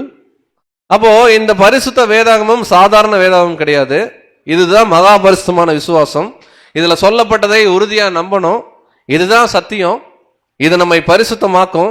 என்னெல்லாம் தேவன் நம்மளை பண்ணுவார்னா பைபிள் படிக்க வச்சு நம்மளை நற்கிரியை செய்ய வைப்பார், தேறினவர்களா மாற்ற வைப்பாரு, நீதி என்னன்னு தெரிஞ்சுக்குவோம், தவறான பாதையில போனோம்னா நம்ம பாதையை சரிப்படுத்துவாரு. இது எல்லாத்துக்கும் எது ரொம்ப அவசியம்னா பரிசுத்த வேதாகம வசனம். இந்த வசனத்துக்குள்ள சத்தியம் இருக்கு. இந்த சத்தியத்தை உறுதியா நம்ம நம்பணும். இதுக்கு பேரு தான் மகா பரிசுத்தமான விசுவாசம். இப்பதான் டெஃபினிஷன் என்ன பண்ணிருக்கிறோம், படிச்சிருக்கோம். வாசிக்கலாம் மேலும் ஒரு வசனம் இதே விஷயத்தை குறித்து. யூதா 1:3. யூதா 1:3. பிரியமானவர்களே, பொதுவான ரட்சிப்பை குறித்து உங்களுக்கு எழுந்தபடி நான் மிகவும் கருத்துள்ளவனாய் இருக்கையில் பரிசுத்தவான்களுக்கு ஒரு விசை ஒப்புக் கொடுக்கப்பட்ட விசுவாசத்திற்காக நீங்கள் தைரியமாய் போராட வேண்டும் என்று உங்களுக்கு எழுதி உணர்த்துவது எனக்கு அவசியமாய் கண்டது. யூதா என்ன சொல்றாரு சொல்றேன் பாருங்க. அவர் ஒன்னு எழுதணும்னு சொல்லி பேனாவை வச்சுட்டார். ஆனா அதை விட ஒன்னு நான் எழுதணும்னு இப்ப என்ன பண்றேன், எழுதுறேன். அவர் சொல்றாரு, பிரியமானவர்களே, பொதுவான ரட்சிப்புன்னு ஒன்னு இருக்கு, அதை குறிச்சு உங்களுக்கு நான் எழுதும்படி நான் கருத்துள்ளவனாய் இருக்கையில் அதை நான் எழுதலன்றாரு. அடுத்து என்ன சொல்றாரு, பரிசுத்தவான்களுக்கு ஒரு விசை ஒப்பு கொடுக்கப்பட்ட விசுவாசத்திற்காக நீங்க என்ன பண்ணணும். அப்ப கேள்வி, பரிசுத்தவான்கள் யாருன்னா ஆதி காலத்திலே தேவனுடைய பிள்ளைகள் இருந்தாங்க இல்லைங்களா, அவங்களுக்கு கொடுக்கப்பட்ட உண்மையான சத்தியம். அவர் சொல்ற அந்த சத்தியம் தான் இன்னைக்கு நம்ம வரைக்கும் வந்துட்டு இருக்கு. இந்த உபதேசம், இந்த சத்தியத்திற்காக நாம என்ன பண்ணோம், போராடணும். எப்படி போராடணும்? தைரியமாய். தைரியமான எப்படி? போகும்போதே 4 பேர் அடிச்சிடணுமா? என்ன ஒரு உபத்திரவம், என்ன பாடுகள், என்ன மன கஷ்டங்கள் வந்தாலும் நான் கற்றுக்கொண்டது உண்மைனா இறுதி வரைக்கும் நான் அதுல என்ன பண்ணுவேன், யார் நிக்கிறீங்களோ இல்லையோ நான் நிப்பேன் இப்படின்னு சொல்றதுதான் தைரியம். இங்க என்ன சொல்றார், பரிசுத்தவான்களுக்கு கொடுக்கப்பட்டுச்சான். அப்ப நாம் கற்றுக்கொண்ட இந்த வசனத்தின் அடிப்படையிலான உபதேசமானது இன்னைக்கு புதுசா வரலீங்க. திருத்துவம் இன்னைக்கு புதுசா வந்த சத்தியமா? திருத்துவம் இல்லைன்றது யோவான் தெளிவா எழுதுறார். திருத்துவம் பாடத்துல 3வது பாகத்துல படிச்சிருப்போம், பிதா குமாரன் அப்படிங்கிற தலைப்புல. அந்த பாடமே எடுக்கிறவரே பேச மாட்டார், வசனமா படிக்க சொல்லுவார். என் உபதேசம் என்னுடையதா இல்லாமல் என்னை அனுப்பினருடையதா இருக்குது. நான் சுயமாய் ஒன்றும் பேசுறது இல்ல. கிளியரா யோவான் எழுதுறாரு ஆண்டவரை பத்தி. ஏன்னா ஆண்டவர் சொன்னதை அவர் என்ன பண்றாரு, ரெக்கார்ட் பண்றாரு. அப்படின்னா இந்த உண்மையான பரிசுத்தமான விசுவாசம் ஏதோ இன்னைக்கு முளைச்சது கிடையாது, இது தேவன் ஆதியில கொடுத்தது. இப்ப இந்த விசுவாசம் நம்ம கிட்ட வந்திருக்கு. அவர் சொல்றாரு நீங்க தைரியமா என்ன பண்ணணும். பொதுவா நம்ம பாஷையில சொல்றதா இருந்தா நீங்க ரிஸ்க் எடுக்கணுங்கிறார். எதுக்கெல்லாம் ரிஸ்க் எடுக்கணும்? இந்த கிளாஸுக்கு வர்ற கூட சில டைம் என்ன பண்ண வேண்டியது இருக்கு. அப்படியே ஞாயிற்றுக்கிழமை மதியானம் சாப்பிட்ட பிறகுதான் ஒரு 4 மணிக்கு மேலதான் தூக்கமே என்ன வரும். கிளாஸுக்கு போறதா இல்ல ரெஸ்ட் எடுக்கிறதா. லைட்டா மழை வரும்னு தான் சொல்லுவாங்க. நம்மள முடியும், மழை வரும் போல இருக்கு இன்னைக்கு, பேசாம என்ன பண்ணலாம், வீட்டிலேயே இருந்துக்கலாம், மழை வராதான. அப்படின்னா ஒரு பாடம் கேட்கறக்கே நம்ம சில தைரியமா சில முடிவு எடுக்கும்போது கேட்ட பாடத்தின்படி வாழ்றதுக்கு சில சோதனைகள் வரும். அப்ப என்ன பண்ணும் தைரியமா? இல்லைங்க இதுதாங்க உண்மை, நான் தைரியமா என்ன பண்றேன், இதுக்கு கீழ்படிறேங்கன்னு சொல்லும். இல்லை அப்படின்னா ஒருத்தன் வருவான், நல்லா கவர்ச்சியா வருவான். வரும்போதே நம்புற மாதிரியே இருக்கும், ஆனா உள்ளுக்குள்ள ஒண்ணு இருக்காது. யாருங்க? கீழே வரும்போது பைக் பார்க்கிங்ல வெயிட் பண்ணு நான் வந்துடுறேன் கிளாஸ் முடிச்சுன்னு சொல்லிட்டு வந்தோம்ல, யாருக்கிட்ட? சகோதரி யோசிக்கிறாங்க, ஹஸ்பண்ட தானே சொல்லிட்டு வந்தேன். சாத்தான்னு ஒருத்தன் இருக்கான். படிச்சிட்டோமா சாத்தான் பத்தி? அவனுடைய வேலை என்னன்னா நாம உண்மைய கற்றுக்கொள்ள கூடாது. அவன் வேலை என்னன்னா நல்ல பிரம்மாண்டமா இருக்கிற மாதிரி பொய்ய நிறைய என்ன பண்ணுவான். பொதுவா நீங்க பாருங்களேன், உலக மக்களுக்கு நடந்தது அப்படியே சொன்னா பிடிக்காது. அதோட நிறைய என்ன பண்ணணும், நடக்காததெல்லாம் சொல்லணும், எக்ஸ்ட்ரா நிறைய மசாலா என்ன பண்ணணும் போடணும். அந்த வேலையை செய்யறது யாருன்னா, வாசிக்கலாம் யோவான் 8:44. யோவான் 8:44. நீங்கள் உங்கள் பிதாவாகிய பிசாசானவனால் உண்டானவர்கள், உங்கள் பிதாவினுடைய இச்சைகளின்படி செய்ய மனதா இருக்கிறீர்கள். அவன் ஆதி முதற்கொண்டு மனுஷ கொலைபாதகனாய் இருக்கிறான். சத்தியம் அவனிடத்தில் இல்லாதபடியால் அவன் சத்தியத்திலே நிலை நிற்கவில்லை. அவன் பொய்யனும் பொய்க்கு பிதாவுமாய் இருக்கிறபடியால் அவன் பொய் பேசும்போது தன் சொந்தத்தில் எடுத்து பேசுகிறான். சாத்தானுக்கு என்ன பேரு? அவன் பொய்யனும் பொய்க்கு என்னவா இருக்கான், பிதாவா இருக்கான்னு பாக்குறோம். அப்ப தெளிவா பாக்குறோம். அன்பான சகோதர சகோதரர்களே, உமது வசனமே சத்தியம்ன்றது ஆண்டவருடைய பக்கம். வசனமெல்லாம் இல்லைங்க, இதை பாருங்க சூப்பரா இருக்குன்னு சொல்றது யாருன்னா சாத்தானுடைய ட்ரெண்ட். இப்ப சாத்தான் யூதர்களையே மோசம் போக்கணும். அதான் யூதர்கள்ட்ட சொல்லும் போது ஆண்டவர் பேசுறாரு, நீங்கள் அந்த பிதாவுடைய பிள்ளைகள் கிடையாது, நீங்களா சாத்தானுடைய பிள்ளைகள்னு திட்டுறாரு ஆண்டவர். ஏன்னா சாத்தான் சொல்றத நம்பினாங்க. தேவன் சொன்ன எதுக்கு என்ன பண்ணல, கீழ்படியில. இதே சாத்தான் முதல்ல ஒரு விசுவாசம் அப்போஸ்தலர்கள் வச்சிருந்தாங்க பாருங்க, இந்த விசுவாசத்தை கெடுக்க வந்தான். இது நம்ம படிச்சிருக்கோமா? கோதுமை கலை, கரெக்டுங்களா? கோதுமைங்கிறது என்ன அப்படின்னு பார்க்கும் பொழுது சரியான போதனை. கலை அப்படிங்கிறது போதனை நல்லா இருக்கும், அதே மாதிரி பெருசா தெரியும், ஆனா அதுக்குள்ள என்ன இருக்காது, உண்மை இருக்கா. இதை குறித்து ஆண்டவர் தன்னுடைய 1ஆம் வரியில் என்ன பண்றாருன்னா ஒரு உவமை பேசுறார். ஆண்டவரே நீங்க நல்ல நிலத்தில் நல்ல மணிகளை தானே விதைச்சீங்க ஆண்டவரே, கலைகள் எப்படி வந்துச்சுன்னு கேட்கிறாங்க. அவர் சொல்றாரு சத்துரு இதை என்ன பண்றான். அப்ப இதுக்குள்ள ஒரு சபையின் சரித்திரமே இருக்கு. முதல்ல ஆண்டவர் அப்போஸ்தலர்கிட்ட உண்மையை மட்டும்தான் சொன்னார். அவங்க உண்மையை நம்பினாங்க, வாழ்ந்தாங்க. ஆனா அப்போஸ்தலர்கள் மரணத்துக்கு அப்புறம் நம்ம பார்த்தோம் இல்லைங்க, திரித்துவம் பாடத்துல கிபி 3ஆம் நூற்றாண்டுகளுக்கு அப்புறம் எப்படி பொய் வந்துச்சுன்னா படிச்சோம். அப்போஸ்தலருடைய மறைவுக்கு அப்புறம் நிறைய கள்ள உபதேசங்கள் கிறிஸ்தவ மார்க்கத்துக்குள்ள தீனிக்கப்பட்டுச்சு. இன்னைக்கு அதை தான் பிரம்மாண்டமா நம்புறாங்க, கரெக்டுங்களா? இது ஆண்டவர் முன்னாடியே எச்சரிக்கிறார். இந்த மகா பரிசுத்தமான விசுவாசத்தை கெடுக்கக்கூடிய வகையில சாத்தான் நிறைய என்ன பண்ணுவான்னு கேட்டீங்கன்னா வஞ்சனை செய்வான். அதுல முதல் வஞ்சனை இங்கேயே நடக்குது. வாசிக்கலாம், மன்னிக்கும், மத்தேயு 13ஆம் அதிகாரம் 27-28. மத்தேயு 13:27 முதல். வீட்டு எஜமானுடைய வேலைக்காரர் அவனிடத்தில் வந்து, ஆண்டவனே, நீர் உமது நிலத்தில் நல்ல விதையை விதைத்தீர் அல்லவா? பின்னே அதில் களைகள் எப்படி உண்டானது என்றார்கள். அதற்கு அவன், சத்துரு அதை செய்தான் என்றான். அப்பொழுது வேலைக்காரர், நாங்கள் போய் அவைகளை பிடுங்கி போட உமக்கு சித்தமா என்று கேட்டார்கள். பாருங்க, நல்லா கவனிங்க. ஆண்டவர் பேசுறது ஒரு கதை மாதிரி ஒன்று பேசுறார். இது உவமைன்னு சொல்லுவோம். இதுல கிளியரா ஆண்டவர் நல்ல நிலத்துல நல்ல மணிகளை விதைக்கிறார். அப்போஸ்தலர்களுடைய வாழ்க்கை, அப்போஸ்தலருடைய உபதேசங்கள் தான் ஆரம்பத்தில் இருக்கு. ஆனா அதுக்கு நடுவுல நிறைய பொய் வருது உள்ள. ஆண்டவரே, நீங்க நல்லதுதான் கொடுத்துட்டு போனீங்க, எப்படி இத்தனை பொய்யான உபதேசம் வந்துச்சு அப்படின்னு கேட்டா, நாம பண்ணலப்பா, அதை சாத்தான் என்ன பண்ணலாம், விதைச்சிட்டான். சரி, உடனே எல்லாத்தையும் பிடுங்கிடலாமான்னா வேணாம், வெயிட் பண்ணுன்றார். நீ பிடுங்கும் போது நல்ல மணிகள் நல்ல கதிரை கூட என்ன பண்ணிடுவ தெரியாம பிடுங்கிருவ, நம்மளையும் சேர்த்து பிடுங்கிடுவாருன்ற. அதனால வெயிட் பண்ணு, ரெண்டுமே வளரட்டும். வளரும் போது நல்ல மணிகள் என்ன ஆகும்னா அதோடைய கதிரோடைய பலம் வெயிட் ஜாஸ்தி இருக்குனால அப்படியே சாஞ்சிரும். நீங்க பார்த்துருப்பீங்களா, நெல் கதிரெல்லாம் அப்படியே கீழே குனிஞ்சிரும். களைகள் எப்படி இருக்குன்னா அதுக்குள்ள வெயிட் இருக்காது, அப்படியே பெருசா போயிட்டே இருக்கும். அறுவடையின் காலத்துல ஈஸி, களைகளெல்லாம் ஒன்னா சேர்த்து கட்டி என்ன பண்ணிடலாம், பிடுங்கிடலாம், கோதுமை மணிகளையும் அறுத்தரலாம். இப்படிதான் முதல்ல ஆண்டவர் உண்மையான உபதேசம் கொடுத்தாரு. ஒரே சபை இருந்துச்சு, அது அப்போஸ்தலருடைய சபை. ஆனா நிறைய இடங்கள் இருந்துச்சு பிரிவுகளா. எருசலேம்ல ஒரு சபை இருந்துச்சு, அந்தியோகியால் இருந்துச்சு, ரோமாபுரியில் இருந்துச்சு, சபைகள் இருந்துச்சு. ஆனா பின் நாட்கள்ல சத்ரு கலைகளை விதைக்கிறான். இன்னைக்கு பொதுவா இந்தியால டினாமினேஷன்ஸ் மட்டும், இதெல்லாம் நம்ம சபை பாடத்துல படிச்சுட்டோம், ஞாபகம் இருக்குங்களா? ஏறக்குறைய நான் சொல்றது இருக்கிறதுல ரொம்ப கம்மின்னு வச்சுக்கோங்களேன். மேஜர் டினாமினேஷன் 750 டினாமினேஷன் இருக்குன்றாங்க. இதை இன்னைக்கு நீங்க சர்ச் பண்ணி பார்த்தீங்கன்னா 750, 1000, 1500 கூட இருக்கலாம். ஆனா பைபிள் 750 பைபிளா இருக்கு, ஒரே பைபிள் தான், 66 புஸ்தகம் தான் நம்ம பார்க்கிறோம் இல்லைங்களா? பைபிள் கிளியரா சொல்லுது, ஒரே அழைப்பு, ஒரே ஞானஸ்தானம், ஒரே விசுவாசம், ஒரே கர்த்தர். வாசிக்கலாம், எபேசியர் 4:4 மற்றும் 5. எபேசியர் 4:4 முதல்.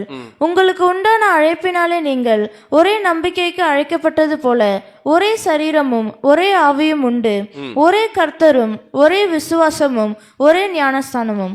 எப்படிங்க? ஒரே கர்த்தர் தான், எத்தனை விசுவாசம்? ஆனா இன்னைக்கு ஆளுக்கு ஒரு விசுவாசம். நீங்க ஒவ்வொரு பிரிவுகளுக்குள்ள போய் கேட்டீங்கன்னா ஒவ்வொரு பிரிவில் இருக்கிற அன்பு சகோதர சகோதரிகள் அவங்க ஒரு ஃபெய்த், ஒருத்தரும் ஒரு மாதிரி இருப்பாங்க. கேட்டா இதுதாங்க உண்மைம்பாங்க. இங்கிருந்து பக்கத்துல போனா அவங்க கேட்டா இதுதாங்க உண்மைம்பாங்க. இங்கிருந்து அந்த பக்கம் போய் கேட்டா அவங்க சொல்லுவாங்க இல்ல இல்ல இதுதாங்க உண்மைம்பாங்க. ஆனா வசனம் சொல்லுது இல்ல இல்ல, ஒரே கர்த்தர், ஒரே விசுவாசம், ஒரே ஞானஸ்தானம். நம்மள பல ஞானஸ்தானங்கள் பெற்றவங்க யாராவது இருக்கீங்களா? பெரம்பூர்ல இருக்கும்போது ஒரு ஞானஸ்தானம், அங்கிருந்து ஆவடி போனா அங்க ஒரு ஞானஸ்தானம், குழந்தை ஞானஸ்தானம். ஆனா பைபிள் என்ன சொல்லுது? ஒரே ஞானஸ்தானம். அப்படின்னா இங்க நம்ம தண்ணிக்குள்ள மூழ்கி எந்திரிக்கிறது விஷயம் கிடையாது. ஒரே விசுவாசம் முதல்ல இருக்கணும். அந்த ஒரே விசுவாசம் என்னன்னா மகா பரிசுத்தமான விசுவாசம். அப்படின்னா மகா பரிசுத்தமான விசுவாசம் என்னன்னா வசனம் சொல்றத நம்ம என்ன பண்ணணும், சத்தியத்தின் அடிப்படையில் நம்பணும். வேற எந்த கட்டுக்கதையா இருந்தாலும் நம்பக்கூடாது. அப்படின்னா வசனம் எவ்வளவு விலையேறப்பட்டதுன்னா, நீங்க வெள்ளி உருவாக்குறத பார்த்துருக்கீங்களா? வெள்ளி கேள்விப்பட்டிருக்கீங்களா? ஒரு வெள்ளியவோ ஒரு தங்கத்தையோ உருவாக்கணும்னா நிறைய ப்ராசஸ் இருக்கும் இல்லைங்களா? வெள்ளியை எப்படி உருவாக்குறாங்களோ, அதை கரெக்டா பியூரிஃபை பண்ணி எடுக்கிறாங்களோ, அதற்கு ஒப்பா இருக்கிறதா பைபிள் வசனம். வசனம் வாசிக்கலாம், சங்கீதம் 12:6. 12ஆம் சங்கீதம் 6ஆம் வசனம். கர்த்தருடைய சொற்கள் மண் குகையில் 7 தரம் உருக்கி புடமிடப்பட்ட வெள்ளி கோப்பான சுத்த சொற்களாய் இருக்கிறது. அப்ப கர்த்தருடைய சொற்கள்னா பைபிள் வசனம், கரெக்டுங்களா? பைபிள் வசனத்துல ஏதாவது தேவை இல்லாதது தேவை இருக்கிறதுன்னு பிரிக்க முடியுமா? இது அழுக்கு இது நல்லதுன்னு வசனத்தை பிரிக்க முடியுமானா இல்ல. பைபிள் வசனம் முழுக்கவே என்ன அப்படின்னு கேட்டீங்கன்னா சுத்தமான வெள்ளி. இத தேவன் புடமிட்டு தான் வேதாகமத்தில் என்ன பண்ணியிருக்காரு, வச்சிருக்கிறாரு. எல்லா புக்ஸையும் என்ன பண்ணல, வைக்கல. இப்ப இந்த வெள்ளிக்கு ஒப்பான சுத்த சொற்களை யார் விசுவாசிக்கிறாங்களோ அவங்க தங்கமா மாறுவாங்க. எப்படி? தங்கனாலே நமக்கு ஒரு சந்தோஷம் தான் இல்லையா? நல்ல ஒரு மேன்மையை என்ன பண்ணுவாங்கன்னா பெறுவாங்க. இப்ப சாத்தானுடைய வேலை என்ன தெரியுங்களா? இப்ப நம்ம வாரம் உண்மையை படிக்கிறோம், சுத்தமான வெள்ளி என்ன பண்றோம், சத்தியமா படிக்கிறோம். சாத்தானுடைய வேலை என்னன்னா இந்த இடத்த விட்டு அப்படி வெளியே போனோன்னே அதை குழப்புவான். அப்படின்னு சொல்லலாம், இப்படி என்ன பண்ணிக்கலாம் சொல்லிக்கலாம். இப்படி இரு மனத்தை என்ன பண்ணுவானா நமக்குள்ள கொண்டு வருவான். இது யாருடைய வேலைன்னா சாத்தானுடைய வேலை. நீங்க ஆதியாமத்திலே கவனிங்களே, சாத்தான் எப்படி வந்தான் தெரியுங்களா? தேவன் ஆதாம்கிட்ட சொன்னார், இந்த பழத்தை என்ன பண்ணாத, சாப்பிடாத. சாத்தான் நேரம் யாருக்கிட்ட போனா? சர்ப்பம் ஆனது நேரா ஆதாம்கிட்ட போனா பழம் சாப்பிட மாட்டாருன்னு தெரியும். என்ன சொன்னாலும் ஆண்டவர் சொல்லிட்டாருங்க, முடியாதுங்கன்றவர். நீ ஆக்டிங் விட்டாலும் நான் நம்ப மாட்டேன்றார். நேரா சர்ப்பமானது எங்க போகுதுன்னா ஏவாள் சாப்பிட்டோன்ன ஏவாளை ரொம்ப நேசிக்கிறார் ஆதாம். ஏவாளுக்காக தெரிஞ்சு என்ன பண்றாரு? இதுதான் தந்திரம். நாம ஸ்ட்ராங்கா இருப்போம், நம்ம உறுதியா இருக்கிறத உடைக்கிறதுக்கு அப்படி பின்னாடி வழியில வருவோம். இத பவுல் சொல்றார், ஆதி கால சபையிலேயே உண்மையான உபதேசத்தை சாத்தான் கெடுத்திருக்கிறான். சில சம்பவம் படிக்க போறோம், வாசிக்கலாம். 2 கொரிந்தியர் 11ஆம் அதிகாரம் 3ஆம் வசனம். 2 கொரிந்தியர் 11ஆம் அதிகாரம் 3ஆம் வசனம்.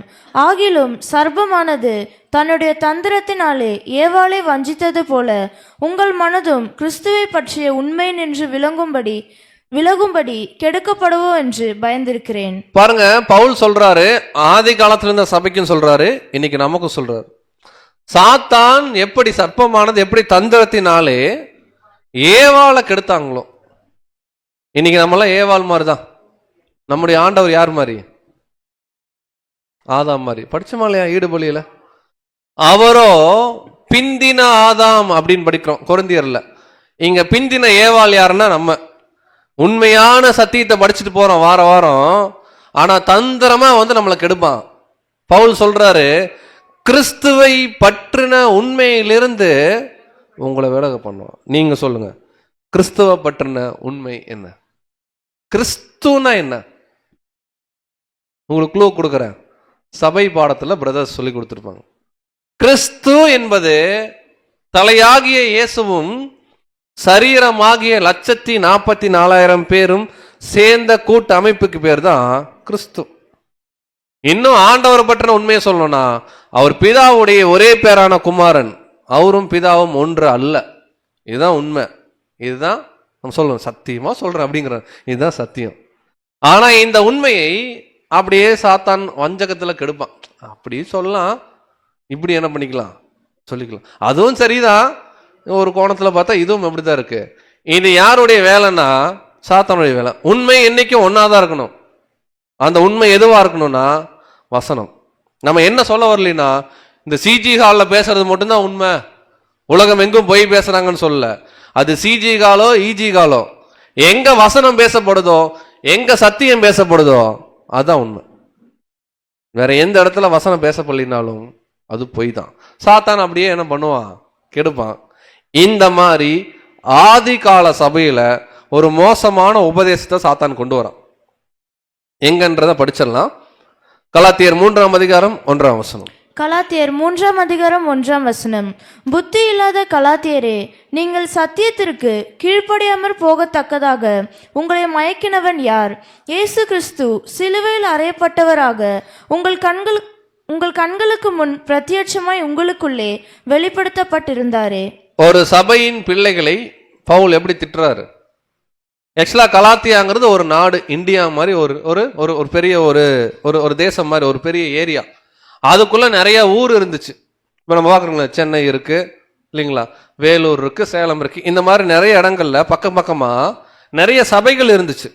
அந்த சபைகளுக்கு தான் பவுல் நிருபம் போடுறாரு. என்ன சொல்றாருன்னா, புத்தி இல்லாத கலாத்தியரேன் திட்டுறாரு, அன்புல கடிந்து கொள்றாரு. இவ்வளவு சீக்கிரம் கெட்டு போவீங்கன்னு என்ன பண்ணல. போன வாரம் தான் திருத்தவும் தெளிவா படிச்சீங்க, இந்த வாரமே என்ன பண்ணிட்டீங்க? அப்படி இல்ல, அந்த மாதிரி என்ன பண்றாரு சொல்ற. அப்படின்னா என்ன நடந்துச்சுன்னா, ஆக்சுவலா புதிய ஏற்பாட்டு காலத்துல ஆண்டவர் ஜீவன் கொடுக்கும் பொழுது அவர் யார் மத்தியில தான் மறிச்சாருன்னா யூதர்கள் மத்தியில தான் மறிச்சார். கரெக்டுங்களா? ஆனா உலகத்துக்கும் ஜீவன் கொடுத்தார். யூதர்கள் பொதுவா நியாய பிரமாணத்துல என்ன பண்ணிட்டு இருப்பாங்கன்னா, விருத்த சேதனம்னு ஒன்று பண்ணுவாங்க. இன்னைக்கு நீங்க கவனிச்சிருக்கீங்களா? முஸ்லீம் சகோதரர்கள் வீட்டில் ஆண் பிள்ளைகள் பிறந்தாங்கன்னா அவங்களுக்கு விருத்த சேதனம் செய்வாங்க. பிள்ளையுடைய நுனித்தோலை என்ன பண்ணுவாங்கன்னா அவங்க கட் பண்ணுவாங்க. இது யூதர்கள் பார்த்தீங்கன்னா 8ஆம் நாளில் பண்ணுவாங்க. குழந்தை பிறந்தோடனே 8th டேல. இது ஆபிரகாம் மூலமா வந்துச்சு, தேவன் கொடுத்த கட்டளை.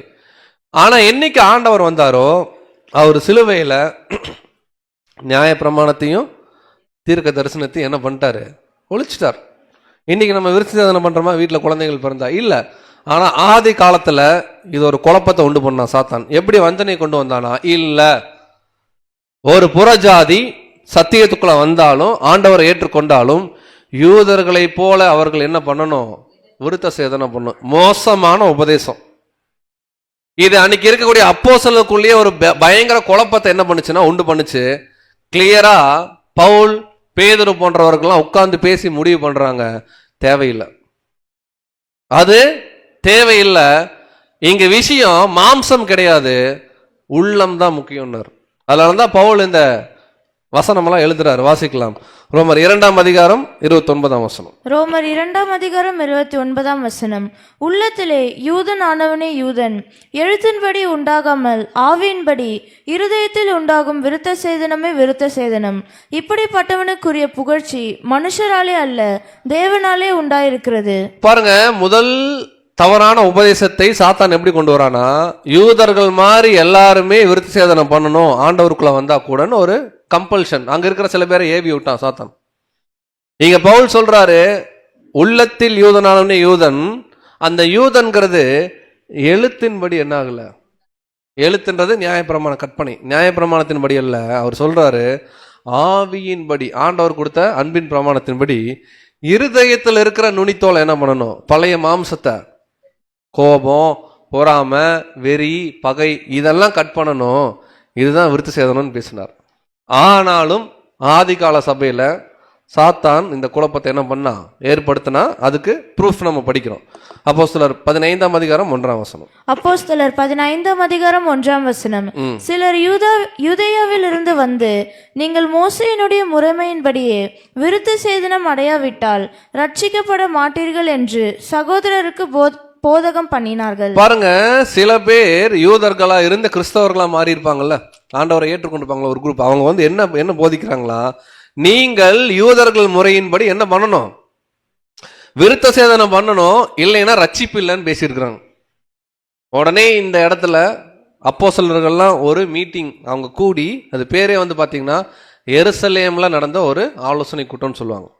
கூடி கிளியரா பேதுரு எல்லாரும் எழுந்து பேசுவாங்க. விருத்த சேதனம் எல்லாரும் பண்ணணும்னு அவசியம் கிடையாதுன்னு முடிவு பண்ணுவாங்க.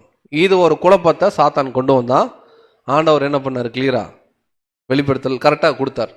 இதே மாதிரி ஒரு தவறான உபதேசம் ஆதி காலத்தில் இருந்துச்சு. அது என்னன்னா, உயிர்த்தெழுதல் ஒண்ணு இல்லவே இல்லை, எல்லாத்துக்குள்ளேயும் பரப்பி விட்டான் சாத்தான். ஆனா ஆண்டவர் 3ஆம் நாள் என்ன இருக்காரு? உயிர்த்தெழுந்திருக்கார். அவரை பின்பற்றக்கூடிய நாமளும் எல்லாருக்கும் உயிர்த்தெழுதல் உண்டுன்றது தெளிவா இருந்த உபதேசம். இந்த தெளிவா இருந்த உபதேசத்திலேயே சாத்தான் ஒரு வஞ்சனையான பொய்யை கொண்டு வந்து விட்டான். என்ன சொன்னான்னா, உயிர்த்தெழுதல்லாம் இல்லைன்னு.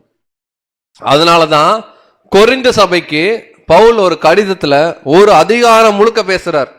உயிர்த்தெழுதல்னா என்ன, யாருக்கு எந்த மாதிரி உயிர்த்தெழுதல் எப்படி நடக்கும்னு பேசுறாரு. ஏன் பவுல் பேசுறாருன்னா, இந்த சபையில ஒரு குழப்பத்தை சாத்தான் என்ன பண்ணியிருக்கிறான்? வஞ்சனையா கொண்டு வந்திருக்கான்.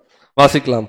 1 கொரிந்தியர் 15ஆம் அதிகாரம் 15ஆம் வசனம். 1 கொரிந்தியர் 15ஆம் அதிகாரம் 15ஆம் வசனம். மரித்தோர் உயிர்த்தெழாவிட்டால் தேவன் எழுப்பாத கிறிஸ்துவை அவர் எழுப்பினார் என்று நாங்கள் தேவனை குறித்து சாட்சி சொன்னதினாலே தேவனுக்காக பொய் சாட்சி சொல்லுகிறவர்களாகவும் காணப்படுவோமே. பவுல் என்ன சொல்றாரு?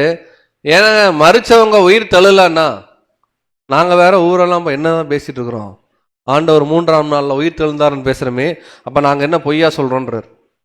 அப்ப உயிர்த்தெழுதல்னு ஒண்ணு இருக்கு. இதே அதிகாரத்துல பவுல் பேசுவார். ஆதாமுக்குள் மரிக்கிற எல்லாரும் கிறிஸ்துவுக்குள் என்ன பண்ணுவாங்க? உயிர்ப்பிக்கப்படுவார்கள். பூமிக்குரிய சரீரம் விழுகும், அதாவது ஜென்ம சரீரம் இங்க விதைக்கப்படும், ஆவியின் சரீரம் எழுந்திருக்கும். இதெல்லாம் ஏன் பேசுறாருன்னா, உயிர்த்தெழுதலின் நிச்சயத்தை தெளிவுபடுத்துறார். 9 வசனமே சத்தியம். இன்னைக்கு நாம இதை தான் நம்புறோம். பாருங்க, அப்போஸ்தலர்கள் சொன்னாங்க, இன்ன வரைக்கும் நம்ம யாரும் விருத்த சேதனம் பண்றதில்லை. புறஜாதிகளா இருந்தா கூட. ஏன்னா அவங்க சொல்லிட்டாங்க. இங்கேயும் அப்போஸ்தலர்கள் சொல்றாங்க உயிர்த்தெழுதல்னு ஒன்று இருக்கு, பவுல் சொல்றாரு. இன்ன வரைக்கும் அதுதான் நம்புறோம். ஏன்னா உமது வசனமே சத்தியம். அதுதான் மகா பரிசுத்தமான விசுவாசம். இதே போல இந்த கடைசி நாட்களிலும் அநேக கள்ள தீர்க்கதரிசிகள் எழும்புவாங்க. எழும்பி பைபிள்ல சொல்லாத நிறைய டாக்டர் என்ன பண்ணுவாங்க, நமக்கு சொல்லுவாங்க. நாம என்ன பண்ணக்கூடாது, ஏன்னா நம்ம என்ன விசுவாசத்தில் இருக்கிறோம்னா வசனம் என்னும் சத்தியம் சொல்லக்கூடிய மகா பரிசுத்தமான விசுவாசத்துல நம்ம என்ன பண்றோம் இன்னைக்கு இருக்கிறோம். அப்படின்னா வருவாங்களா பிரதர் அநேகர் அப்படின்னா ஆண்டவரே சொல்றார். ஆண்டவர் இருக்கும்போது ஆண்டவரே சொல்றார். மத்தேயு 7:15 மத்தேயு 7:15 கள்ள தீர்க்கதரிசிகளுக்கு எச்சரிக்கையா இருங்கள். அவர்கள் ஆட்டுத்தோலை போர்த்து கொண்டு உங்களிடத்தில் வருவார்கள், உள்ளத்திலோ அவர்கள் பட்சிக்கிற ஓநாய்கள். கள்ள தீர்க்க தரிசிகள், நல்ல தீர்க்க தரிசிகள், ரெண்டு குரூப் இருக்காங்களா?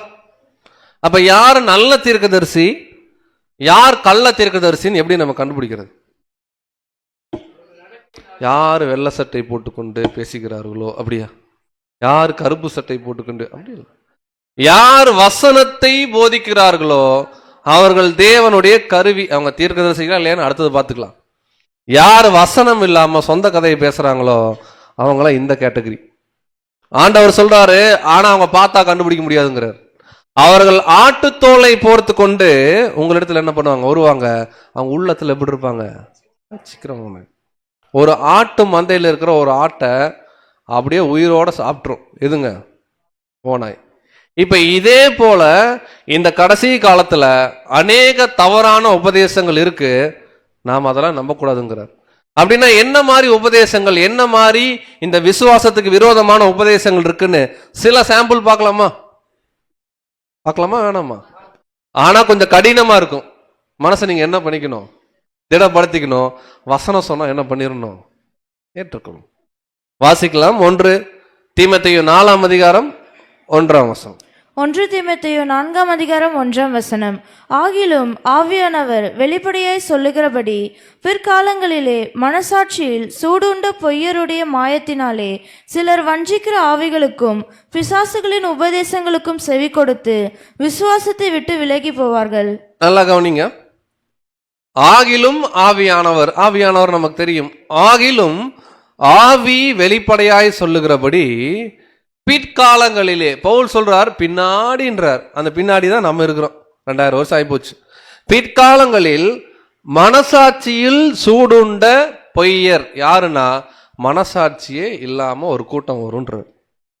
அவர்கள் மாயத்துல சிலர், எல்லாரும் கிடையாது, சிலர் வஞ்சிக்கிற ஆவிகளுக்கும். நேரம் எங்க நீங்க போய்க்கும், பவுல் சொன்னார் பாருங்க, சர்ப்பமானது ஏவாளை வஞ்சித்தது போல உங்கள் மனசையும் கெடுத்துருமோன்னு அதுதான் சொல்றாரு. சிலர் வஞ்சிக்கிற ஆவிகளுக்கும் பிசாசுகளின் உபதேசம், அப்படின்னா அது தேவன் இருந்து வரல, உபதேசத்திற்கும் செவி கொடுத்து விசுவாசத்தை விட்டு என்ன பண்ணுவாங்க. அந்த உண்மையான விசுவாசம் எது அப்படின்னு கேட்டீங்கன்னா வசனம் சொல்ற விசுவாசம், அப்போஸ்தலர்கள் வச்சிருந்த விசுவாசம். அதுல முதல் பொய் என்ன தெரியுங்களா? மனசை திடப்படுத்திக்கிறீங்களா? முதல் பொய் என்ன சொல்லுவாங்கன்னா, கல்யாணம் பண்ணிக்காதீங்க. என்னது? 2 வாசிக்கலாம். 1 தீமோத்தேயு 4:2 விவாகம் பண்ணாதிருக்கவும். என்ன சொல்றாங்க? மேரேஜ் பண்ணிக்காதீங்க, கரெக்டுங்களா? ஆனா உங்களுக்கு பேரு ஃபாதர். மேரேஜ் பண்ணிக்காதீங்க, ஆனா உங்களுக்கு பேர் என்னங்க? ஆக்சுவலா இது யாரு இப்படி எல்லாம் கொண்டு வர்றதுன்னா, நல்லா யோசிச்சு பார்க்கலாம். இப்ப திருமணம்ன்றது முதல்ல கடவுளுடைய திட்டத்தை நம்ம யோசிக்கலாம். ஆதி ஆகமத்துல தொடக்கத்திலேயே ஒரு திருமணம் இருக்கு. ஆதாம் ஏவாள், மேரேஜ், சந்ததி பெருகுது. ரெவலேஷன், வெளிப்படுத்தல் 19ஆம் அதிகாரத்துல இறுதியில ஒரு ஆவிக்குரிய திருமணம் இருக்கு. இதோ ஆட்டுக்குட்டியானவருடைய கல்யாணம் வந்தது, அது நேரடி திருமணம் கிடையாது, நீங்க தவறா புரிஞ்சுக்க வேணாம். அவருடைய மனைவி தன்னை என்ன பண்ணா, விச் மீன்ஸ் ஆண்டவரோடு 144,000 பேர் சேர்றத சொல்லுது, கரெக்டுங்களா? திருமணத்தை குறித்து எபிரேயர் 13ஆம் அதிகாரத்துல படிக்கிறோம். விவாகம் யாவருக்குள்ளும் கனம் உள்ளது, விவாகம் கொஞ்சம் அசுசி படாதபடிக்கு ஒருவனும் வேசிக்கலன்னா என்ன பண்ண வேணாம், இருக்க வேணாம்னு எழுதுறாரு. அப்ப திருமணம்ன்றது ஆக்சுவலா வேதாகமும் அங்கீகரிக்கிற ஒரு முறை. பண்ணக்கூடாது அப்படின்னு யாராவது கட்டளை போடலாமா? அப்படி போட்டா அது கள்ள உபதேசம். ஒருவேளை ஒரு பிரதர் இருக்கிறாரு, எனக்கு திருமணம் பண்ண விருப்பம் இல்லைங்க, நான் ஊழியமே நான் முழு நேரம் பண்ணலான் இருக்கிறேன் அப்படின்னா தவறு கிடையாது. ஆனா அவரை யாரும் நிர்பந்தப்படுத்தக்கூடாது, நீ கல்யாணமே பண்ணக்கூடாதுன்னு. நிர்பந்தப்படுத்தினா அது கள்ள உபதேசம். அவங்க சுயாதீனத்துல பவுல் எழுதுறாரு, திருமணம் பண்ணலாம் பண்ணாம இருக்கலாம், அது அவங்களுடைய தனிப்பட்ட விஷயம். அப்ப முதல் உபதேசம், மேரேஜ் பண்ணாதீங்கன்னு யாராவது போதிச்சாங்கன்னா கிளியரா கண்டுபிடிச்சிருங்க, அது தவறான உபதேசம். மேரேஜ்ன்றது பொதுவா அவங்க சுயாதீனம், அவங்க பண்ணலாம் பண்ணாம இருக்கலாம். மேரேஜ் பண்ணா தப்புன்னு பைபிள் எங்க என்ன பண்ணல சொல்ல. அடுத்து, பூமியில யாராவது நம்ம ஃபாதர்னு கூப்பிடலாமா? அப்ப வீட்டுல இருக்கிற அப்பா என்னன்னு கூப்பிடுறது? டேடின்னு கூப்பிட்டுக்கலான்றீங்களா? ஆக்சுவலா எங்க சொல்றது என்னன்னா, நம்ம உச்சரிக்கிற வார்த்தை மட்டும் இல்ல, பொதுவா நம்ம பிதாக்கு கொடுக்கிற கணத்தை எல்லாருக்கும் கொடுக்க ஆரம்பிப்போம். ஆக்சுவலா ஆண்டவர் நேரடியா சொல்றாரு, பூமியில யாரையாவது ஃபாதர்னு கூப்பிடலாமான்னா நம்ம சொந்த அப்பா தவிர யாரையும் கூப்பிடக்கூடாது. இது நாம சொல்ல, யார் சொல்றாங்க தெரியுங்களா? யார் சொல்றாங்க? ஒருவேளை நாம சொன்னா அது உபதேசம், வசனம் சொல்லுச்சுன்னா அது மகா பரிசுத்தமான விசுவாசத்தின் அடிப்படையில வந்த உபதேசம். இப்ப எதை நம்ம நம்பணும்? இப்ப நம்ம சொல்றோம் யாரையும் ஃபாதர்னு கூப்பிடாதீங்கன்னு சொல்லிட்டு அடுத்த பாயிண்ட்டுக்கு போனா நீங்க நம்பலாம், நம்பாம இருக்கலாம். ஆனா சொல்லிட்டு இந்த வசனத்தை காமிச்சா நீங்க என்ன பண்ணணும்? நம்பிதான் ஆகணும். ஏன்னா இது ஆண்டவர் சொல்றாரு, நாம என்ன பண்ணல சொல்ல. வாசிக்கலாம் மத்தேயு 23. இதெல்லாம் படிக்கும்போது ஓ இப்படி எல்லாம் பைபிள் வசனம் இருக்குங்களா அப்படின்ற மாதிரி இருக்கும். 9ஆம் வசனம். மத்தேயு 23ஆம் அதிகாரம் 9ஆம் வசனம்.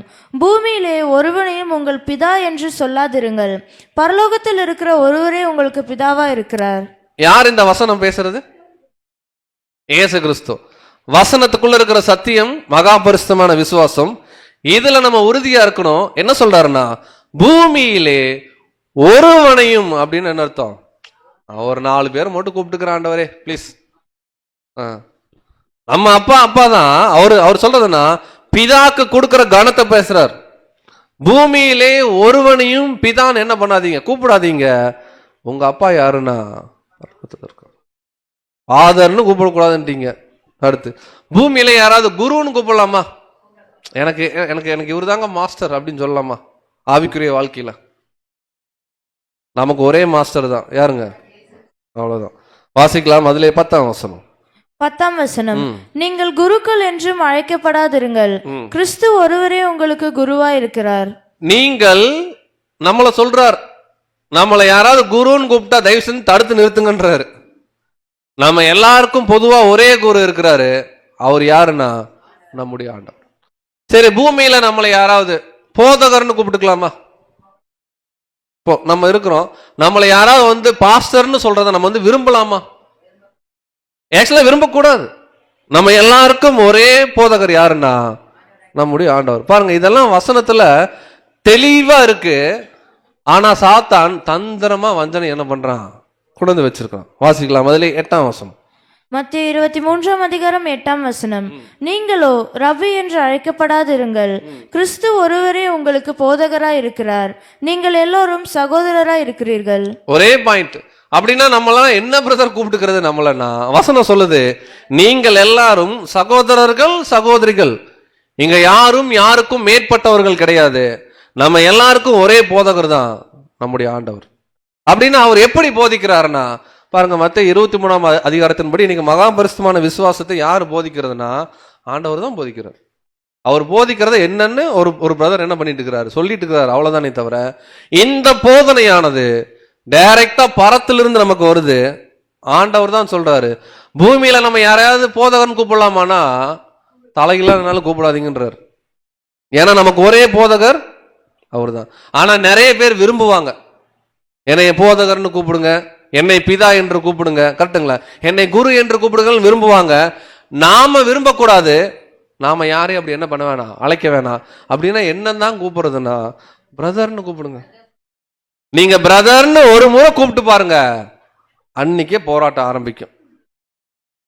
இந்த மகா பரிசுத்தமான விசுவாசத்திற்காக நீங்கள் தைரியமா என்ன பண்ணணும்?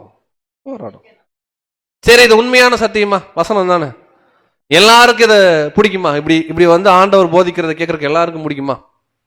1000 கிறிஸ்தவர்கள் இருந்தா 10 பேருக்கு தான் இந்த மாதிரி உபதேசம் பிடிக்கும். காரணம் என்னன்னா, எல்லாருக்கும் இன்னைக்கு என்ன தெரியுங்களா? கடைசி காலத்துல நீ ஆசீர்வாதமாய் இருப்பாய், உன் குடும்பத்தின் கஷ்டங்கள் தீரும், சீக்கிரம் நீ வீடு வாங்கிடுவ, சின்ன கார் வச்சிருந்தீங்கன்னா பெரிய கார் வாங்கிடுவ, பைக்ல வந்தீங்கன்னா சீக்கிரம் கார் வாங்கிடுவேன், கேன்சர் வியாதி எல்லாம் குணமாயிரும். இதைத்தான் இன்னைக்கு அநேகர் எதிர்பார்க்கிறாங்க. ஆனா எதை எதிர்பார்க்குதுன்னா, நித்திய வாழ்வுக்கு போறதுக்குன்னு என்ன பண்ணணும் அதை எதிர்பார்க்கல. சாத்தானுடைய வஞ்சனை பாருங்க. இங்க எப்படி நல்லா இருக்கிறது? அதுக்கு கடவுள் என்ன பண்ணுவார்? டெம்பரரியா ஒரு ஆசீர்வாதத்துக்கு மக்கள் வராங்க, நிரந்தர ஆசீர்வாதத்துக்கு யாரும் இன்னைக்கு என்ன பண்றது இல்ல, எதிர்பார்க்கறது இல்ல. இப்படிதான் மக்கள் இருப்பாங்கன்னு பவுல் என்ன பண்ணிட்டாரு சொல்லிட்டாரு. வாசிக்கலாம். அதே 2 தீமோத்தேயுல முதல் 2 வசனம் படிச்சோம். அதுல 2ஆம் வசனம் தான் விவாகம் பண்ணாது இருக்கவும் படிச்சோம். இப்ப அதோடைய 3ஆம் வசனம் 4ஆம் வசனம். 2 தீமோத்தேயு 4ஆம் அதிகாரம் வசனம் 3 முதல். ஏனென்றால் அவர்கள் ஆரோக்கியமான உபதேசத்தை பொறுக்க மனதில்லாமல் செவித்தின உள்ளவர்களாகி தங்கள் சுய இச்சைகளுக்கேற்ற போதகர்களை தங்களுக்கு திரளாக சேர்த்து கொண்டு சத்தியத்துக்கு செவியை விலக்கி கட்டுக்கதைகளுக்கு சாய்ந்து போகும் காலம் வரும். அவ்வளவுதான். இன்னைக்கு என்ன நிலைமை இன்னைக்கு கிறிஸ்தவ மண்டலத்தில் இருக்குன்றது தெளிவா சொல்றாரு. அவர்கள் சத்தியத்திற்கு செவியை, உண்மையான வசனத்தை கேட்கறதுக்கு இன்னைக்கு மக்களுக்கு என்ன இருக்காதுங்க. அது ஆண்டவர் அன்னைக்கே பவுல் மூலமா சொல்லிட்டாரு. கட்டுக்கதைகளுக்கு, பரலோகத்துல எப்படி டீ சாப்பிட்றது, நரகத்துல போயிட்டு அங்க எப்படி ஒரு விசிட் பண்றது, இதெல்லாம் ஒருத்தர் பயங்கரமா பேசுறாருன்னா யாரும் தெரியாது, சும்மா பொதுவா சொல்றேன். அதை வந்து ரொம்ப ஆர்வமா என்ன பண்ணுவாங்க, அதனால ஒரு பிரயோஜனம் இருக்காது, ஆனா சுவாரஸ்யமா இருக்கும், இதை கேட்பாங்க. அங்க பவுல் சொல்றாரு, அவர்கள் ஆரோக்கியமான உபதேசத்தை பொறுக்க. 10 நிமிஷம் வசனத்தை பத்தி பேசணும்னு வச்சுக்கோங்களேன், எந்திரிச்சு போயிடுவாங்க. ஐயோ இதெல்லாம் நமக்கு என்ன, எப்போ பார்த்தா பைபிள் பத்தி பேசுறாரு, நான் ஏதோ ஜோக் அடிப்பாருன்னு வந்தா இவர் என்ன பண்றாரு. இப்படிதான் மக்கள் கண்டிஷன் இருக்கு. இல்லைன்னா உட்கார்ற மக்களுக்கு என்ன சொல்லணும்னா, நீ ஆசீர்வாதமா இருப்பார், உன் கஷ்டங்கள் தீரும், உன் நோய்கள் குணமாகும். அது பொய்யா சொல்லணும். சொன்னா மக்களுக்கு எப்படி இருக்கும்? பவுல் சொல்றாரு கொடுக்கணும். ஆமா அதையும் இருக்குன்னு வச்சுக்கோங்க. நீங்கள் செவித்தின உள்ளவர்களாகி, வார்த்தை கவனிங்க, தங்கள் சுய இச்சைகளுக்கு ஏற்ற மாதிரி ஒரு போதகரை டிசைனா ஒரு போதகரை என்ன பண்ணிக்கிறாங்க, நமக்கு இந்த டைப் தான்ப்பா செட் ஆகும் ஒரு கூட்டம், நமக்கு இந்த டைப் தான்ப்பா செட் ஆகும் ஒரு கூட்டம். ஆனா யாருமே ஆண்டவர் என்ன சொல்றாருன்னு என்ன பண்றது இல்ல, யோசிக்கிறது இல்ல. ஆக்சுவலா வழக்கமா பைபிள் வசனமே பேசாம கதையா பேசுறோம்னு வச்சுக்கோங்களேன். வழக்கமா கதை யார் பேசுவா வீட்டுல? பாட்டி. பாட்டி. கரெக்டுங்களா? யாரும் இங்கே அநேக மூத்த சகோதரர் இருக்கிறீங்க, யாரும் தவறாக எடுத்துக்க வேணாம். பொதுவாக நம்ம இங்கே விட்டுறலாம். நம்ம கிராமங்கள்லாம் பார்க்கும் பொழுது இன்னைக்கெல்லாம் நிறைய டெக்னாலஜி வந்துருச்சு. எல்லாரும் இன்னைக்கு யாரும் பேசுறது இல்லை, செல்ஃபோனை பார்த்துட்டு உட்காந்துக்கிறாங்க. செல்ஃபோன்லாம் இல்லாத காலத்தில் வாசல் என்ன பண்ணுவாங்க, மூத்த சகோதரிகள்லாம் அப்படி வரிசையா அந்த லைட் இருந்த காலத்தில் உட்காந்துக்குவாங்க. உட்காந்துட்டு அது ஒரு என்ன சொல்ற, நம்ம பாஷையில் சொன்னா ஒரு வாக்கு கூட அது பிரயோஜனம் இல்லாத ஒரு காரியமா இருக்கும். ஆனா நைட்டு 10 மணி வரைக்கும் என்ன பண்ணுவாங்க. ஆக்சுவலா இன்னைக்கு இப்படிதான் அநேக போதனைகள் இருக்குதுன்றார்.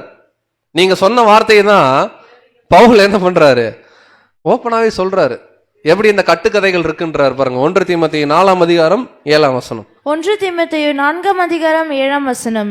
சீர்கேடும் கிழவிகள் பேச்சுமா இருக்கிற கட்டுக்கதைகளுக்கு விலகி தேவ பக்திக்கு ஏதுவாக முயற்சி பண்ணு. இது யாருக்கிட்ட பேசுறாருன்னா இன்னைக்கு நம்ம கிட்ட. சீர்கேடும், ஆக்சுவலா நம்ம நீதியை படிப்பிக்கணும், சீர்திருந்தணும்னு பாக்குறோம். இது சீர்கேடு, ஒன்னுத்துக்கு ஆகாதுங்கிறாரு. சீர்கேடும் கிழவிகள் பேச்சுமாய், வேலைக்காகாத பேச்சு. அது அங்க நடந்துச்சு தெரியுமா உனக்கு, இது இங்க நடந்துச்சு தெரியுமா உனக்கு, அது தெரிஞ்சு என்ன பண்றது, வாழ்க்கைக்கு பிரயோஜனம் இருக்காது. இந்த கட்டுக்கதைகளுக்கு நீ என்ன பண்ண, எங்க வசனம் போதிக்கப்படாம நிறைய கதை வருதோ புரிஞ்சுக்கலாம். அதுக்கு பேரு பைபிள் சொல்லுது கிழவிகள் பேச்சு. இது அனாவசியம்ன்றாரு நமக்கு. நம்மள சொல்றாரு, நீ தேவ பக்திக்கு ஏதுவாக என்ன பண்ணு. இன்னைக்கு பாருங்களேன், கூட்டம் எங்கதான் அதிகமா போகும்னா இந்த மாதிரி கட்டுக்கதைகளுக்கு தான் என்ன ஆகும், கூட்டம் போகும். காரணம், அதுக்கு பின்னாடி சாத்தான் இருக்கான். சாத்தான் இன்னைக்கு மக்களை எப்படி ஏமாத்திட்டானா, ஒன்றும் இல்லை, நல்ல விஷயத்த பாகக்காய் இனிக்கும்னு என்ன பண்ணிட்டான் எல்லாருக்கும் சொல்லிட்டான். ஆனா உண்மை என்னன்னா, பாகக்காய் என்ன பண்ணும், ஆனா இனிக்கும். இன்னைக்கு யாரை கேட்டீங்கனாலும் இனிக்கும்பாங்க. அந்த மாதிரி நல்லதை கெட்டதுன்னும் கெட்டதை நல்லதுன்னு. ஒன்றும் இல்லை, இந்த கிளாஸுக்கு நீங்கள் வரும்போது கண்டிப்பாக யாரோ ஒருத்தர் சொல்லியிருப்பாங்க, அங்கே போகாதீங்க, அவங்களாம் மோசமான கூட்டம். ஆனால் இங்கே வந்தவங்களுக்கு தெரியும், இங்கே நம்ம என்ன பண்ணுறோம், ஒரு பாட்டு பாடுறோம், ஒரு சப்ஜெக்ட் படிக்கிறோம், ஒரு ப்ரேயர் பண்ணுறோம், உண்மையை சொல்கிறோம். அதை நம்புறதும் நம்பாததும் நம்ம சுயாதீனம். ஆனால் உண்மையை சொல்கிறாங்க, இவ்வளோதான் இங்கே நடக்குது. ஆனால் வெளியிருந்து பார்த்தீங்கன்னா அங்கே போகாதீங்க, அவங்க அவங்க அவங்க இவங்க அவங்க அதை தான் சொல்லுவாங்க. நாங்கள்லாம் இந்த பாடம் கேட்கும் பொழுது ரொம்ப எக்ஸ்ட்ரீமாக சொன்னாங்க. வெளியே அவங்க அந்தி கிறிஸ்து, அவங்க ஃப்ரிட்ஜுக்குள்ள ரத்தம் வச்சிருப்பாங்க, ரத்தத்தையும் என்ன பண்ணுவாங்க, எடுத்து குடிச்சுக்குவாங்க, இப்படியெல்லாம் கதை. அங்கே ஃப்ரிட்ஜும் இல்லை ஒன்றும் இல்லை. ஆக்சுவலாக என்னன்னா, பொதுவாக சாத்தான் ஒரு வஞ்சனையை கொண்டு வரான். இது கிளியரா வசனத்தில் இருக்கு, வாசிக்கலாம். ஏசாயா 5:20. ஏசாயா 5:20. தீமையை நன்மை என்றும் நன்மையை தீமை என்றும் சொல்லி இருளை வெளிச்சமும் வெளிச்சத்தை இருளுமாக பாவித்து கசப்பை தித்திப்பும் தித்திப்பை கசப்பும் என்று சாதிக்கிறவர்களுக்கு ஐயோ. அவங்க அவ்வளவுதான்றாரு. அவங்களுக்கு ஒரு ஆக்கனி தீர்ப்பு வரப்போகுது. அவர் சொல்றாரு, இருளை வெளிச்சமும், இது வெளிச்சம் வசனம், இதை இருளுன்னு என்ன பண்றாங்க, சாதிக்கிறாங்க. இதெல்லாம் யாருடைய வேலைன்னா சாத்தானுடைய வஞ்சனை. வாசிக்கலாம் 2 கொரிந்தியர் 4:4. 2 கொரிந்தியர் 4:4. தேவனுடைய சாயலா இருக்கிற கிறிஸ்துவின் மகிமையான சுவிசேஷத்தின் ஒளி அவிவிசுவாசிகள் ஆகிய அவர்களுக்கு பிரகாசமா இராதபடிக்கு இப்பிரபஞ்சத்தின் தேவனானவன் அவர்களுடைய மனதை குருடாக்கினான். நல்லா கவனிங்க, இந்த பிரபஞ்சத்தின் தேவன் யாருன்னா இந்த உலகத்தின் அதிபதி சாத்தான். நம்ம படிச்சிருக்கிறோம். ஆண்டவர் சொல்றாரு, அவனிடத்தில் எனக்கு பங்கு இல்லைன்றாரு. இந்த பிரபஞ்சத்தின் தேவன் அவர்கள் சத்தியம் தெரியாத அவர்களுடைய மனசை குருடாக்கி இருக்கான். என்ன குருடாக்கி இருக்கானா, தேவனுடைய சாயல். யாரு? தேவன் கிடையாது, தேவனுடைய சாயல் குமாரன். சாயலா இருக்கிற கிறிஸ்துவுடைய மகிமையான சுவிசேஷத்தின் ஒளி, அதான் இங்க படிச்சுட்டு இருக்கிறோம். இந்த உண்மையான சுவிசேஷத்தின் ஒளி அவ்விசுவாசிகளாகிய அவர்களுக்கு கண்ணு தெரியாதபடிக்கு சாத்தான் என்ன பண்றான், மறைச்சிருக்கிறான். தேவனுடைய கிருபை இன்னைக்கு கண் என்னன்னு கேட்டீங்கன்னா தெரியுது. இந்த விஷயத்துக்கு பேர் தான் பைபிள் சொல்லுது மகா பரிசுத்தமான விசுவாசம். சரி, இந்த மகா பரிசுத்தமான விசுவாசம் ஆதி சபையில இருந்துச்சுல, இன்னைக்கு நிறைய நாட்கள் ஆன பிறகு இன்னைக்கு உலகம் எங்கும் இது கரப்ட் ஆயிடுச்சு. நிறைய இடத்துல இது இப்படிதான் ஆகும்னு பைபிள்ல ஆண்டவர் உவமைகளாகவே பேசியிருக்கார். 2 உவமையை சுருக்கமா பார்த்து நம்ம என்ன பண்ணலாம்னா இந்த பாடத்தை திரும்பி ஒரு முறை ரீகால் பண்ணி நம்ம முடிச்சிடலாம். ஸோ முதல் உவமை கடுகு. வாசிக்கலாம். மத்தேயு 13:31. மத்தேயு 13:31. வேறொரு உவமை அவர்களுக்கு சொன்னார். பரலோக ராஜ்யம் கடுகு விதைக்கு ஒப்பாயிருக்கிறது. அதை ஒரு மனுஷன் எடுத்து தன் நிலத்தில் விதைத்தான். அது சகல விதைகளிலும் சிறிதாயிருந்தும் வளரும் போது சகல பூண்டுகளிலும் பெரிதாகி ஆகாயத்து பறவைகள் அதன் கிளைகளில் வந்து அடையத்தக்க மரமாகும் என்றார். பாருங்க, கிளியரா பாக்குறோம். பரலோக ராஜ்யம் எதற்கு ஒப்புமையா இருக்கு? கடுகு விதைக்கு. நீங்க கடுகு மரத்தை பார்த்திருக்கீங்களா? எத்தனை பேர் கடுகு மரத்தை பார்த்திருக்கீங்க? பார்த்ததே இல்லையா? பார்த்ததே இல்லையா யாருமே? கடுகு பார்த்திருக்கிறோம், ஆனா கடுகு எப்படி வரும்னு தெரியும். வசனம் பாருங்க, அது சகல விதைகளிலும் சிறிதா இருந்தும் வளரும் போது, நம்ம ஓவரா சிட்டிக்குள்ள இருக்கிறோம்னு நினைக்கிறேன், அதான் பிரச்சனை. கொஞ்சம் அந்த பக்கம் கிராமத்து பக்கம் போனோம்னு வச்சுக்கோங்களேன், அது என்ன ஆகுதுன்னா பெரிய மரமாயி ஆகாயத்து பறவைகள் என்ன பண்ணுது, தங்குது. ஆண்டவர் ஒன்று சொல்றார் பரலோக ராஜ்யத்துக்கு ஒப்புமையா. ஆக்சுவலா கடுகு செடியா தான் வளரும். கடுகு என்ன ஆகாது, மரம் ஆகாது. ஆனா ஆண்டவர் சொல்றாரு அது செடியாதான்ப்பா இருந்திருக்கணும், மரம் ஆக்கிட்டாங்கன்றார். சரி, மரமானனால என்ன ஆண்டவரேனா, நிறைய பறவைகள் அந்த மரத்துல என்ன பண்ணுது, உட்கார்ந்துருச்சுங்கிறார். இப்ப நம்ம என்ன கண்டுபிடிக்கணும்னா, பறவைகள் உட்காரக்கூடிய கூடு என்ன, ஏன் கடுகு செடி ஆகாம மரமாச்சு அப்படின்னா ரொம்ப ரொம்ப சிம்பிள். ஆக்சுவலா முதல்ல ஆண்டவர் உண்மையான சபைக்கு சத்தியம் சொன்னார். அது சின்ன கடுகு செடி மாதிரி வந்திருக்கணும். போலியான உபதேசம் உள்ள செடியா இருக்க வேண்டிய கடுகு செடிய பெரிய மரம் ஆக்கிருச்சு. அந்த வளர்ந்த மரத்துல நிறைய கிளைகள் வந்துச்சு. நிறைய கிறிஸ்தவ மார்க்கம், நிறைய டினாமினேஷன்ஸ் வந்துச்சு. இப்போ அது மேலையெல்லாம் எது வந்து கூடு கட்டிருச்சுன்னா ஆகாயத்து பறவைகள். இப்போ ஆகாயத்து பறவைகள்லாம் என்ன பண்ணும்? கண்டுபிடிக்கணும். ஆகாயத்து பறவைகள் வேற யாரும் கிடையாது, சாத்தானுடைய இன்ஃப்ளூயன்ஸ் இன்னைக்கு கிறிஸ்தவ மார்க்கத்தில் என்ன ஆயிடுச்சு, வந்துருச்சு. வாசிக்கலாம். எபேசியர் 2ஆம் அதிகாரம் 2ஆம் வசனம். எபேசியர் 2ஆம் அதிகாரம் 2ஆம் வசனம். அவைகளில் நீங்கள் முற்காலத்திலே இவ்வுலக வழக்கத்திற்கு ஏற்றபடியாகவும் கீழ்ப்படியாமையின் பிள்ளைகளிடத்தில் இப்பொழுது கிரியை செய்கிற ஆகாயத்து அதிகார பிரபு ஆகிய ஆவிக்கேற்றபடியாகவும் நடந்து கொண்டீர்கள். பாருங்க, நல்லா கவனிங்க. இந்த கிறிஸ்தவ மார்க்கம்ன்றது ஒரு சின்ன விதை, அழகா சின்னதா வளர்ந்துருக்கணும். இன்னைக்கு சாத்தான் பெருசா வளர வச்சுட்டான். ஆனா பிரச்சனை என்னன்னா, ஆண்டவர் எதிர்பார்த்த மாதிரி வளராம இன்னைக்கு எக்கச்சக்க கிளைகள் விட்டுருச்சு. ஒவ்வொரு கிளையும் ஒவ்வொரு விசுவாசம். இப்ப அந்த கிளைகள் மேல எதுக்கு வசதியா போச்சுன்னா, சாத்தான் வந்து கூடு கட்டிட்டான். உனக்கு நல்லா டான்ஸ் ஆடணும்னு ஆசையா, வா உன்னை ஒரு இடத்துக்கு கூட்டு போறேன். நீ என்ன பண்ணு, நீ அமைதியா இருக்கணும்னு ஆசைப்படுறியா, உன்னை இன்னொரு இடத்துக்கு கூட்டு போறேன். நீ என்ன பண்ணு, அமைதியா இரு. நீ பைபிள் படிக்கணும்னு ஆசைப்படுறியா, உன்னை ஒரு இடத்துக்கு கூட்டு போறேன். ஆனா சத்தியம் மட்டும் என்ன பண்ணக்கூடாது, தெரிஞ்சுக்க கூடாது. இப்போ ஆகாயத்து பறவைனா என்னன்னா கிளியரா சொல்றாரு, கீழ்ப்படியாமையின் பிள்ளைகள் கிட்ட யாரு கிரியை செய்வானா, சாத்தான்.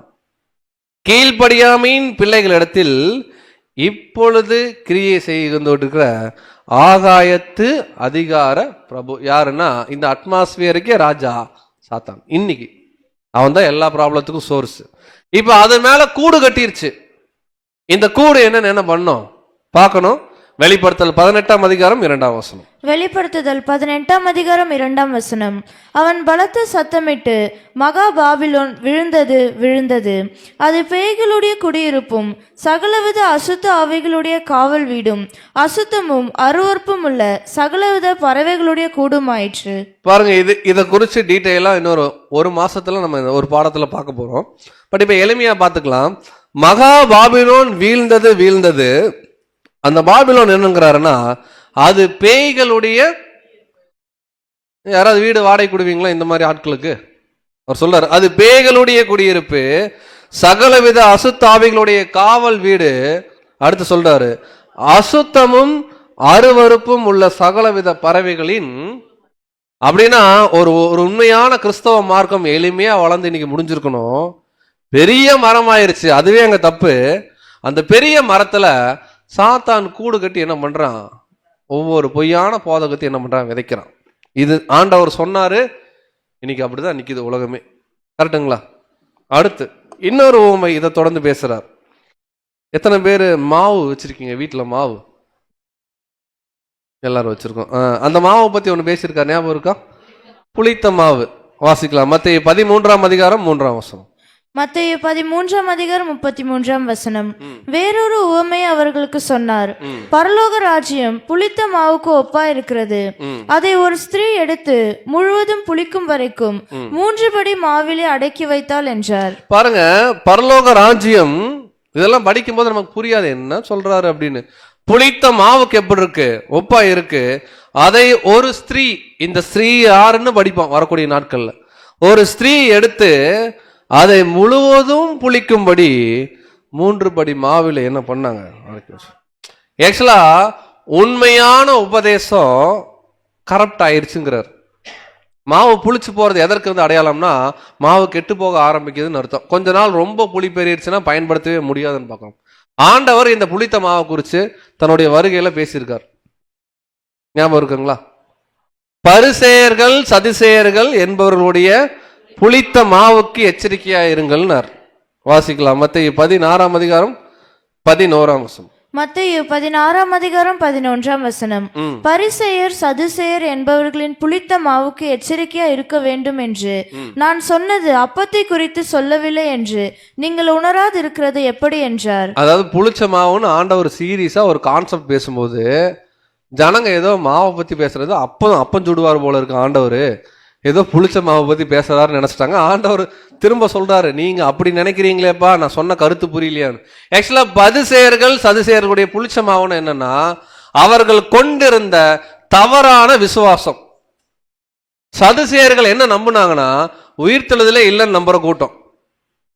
பரிசேயர்கள் என்னன்னா, நியாயப்பிரமாணத்துல சொல்லப்பட்ட அன்பு உண்மையான விஷயத்தை விட்டு போட்டு வெந்தயம், கொத்தமல்லி, ஒர்த்தலாம், அதாவது வடிகட்டுவாங்களாம், ஒட்டகத்தையே விட்டுருவாங்க வடிகட்டுறதுல. அப்படின்னா பைபிள் வசனம் சொல்லக்கூடிய உண்மையை விட்டுட்டு சின்ன சின்ன விஷயத்தை பிடிச்சுக்குவாங்க பரிசேயர்கள்.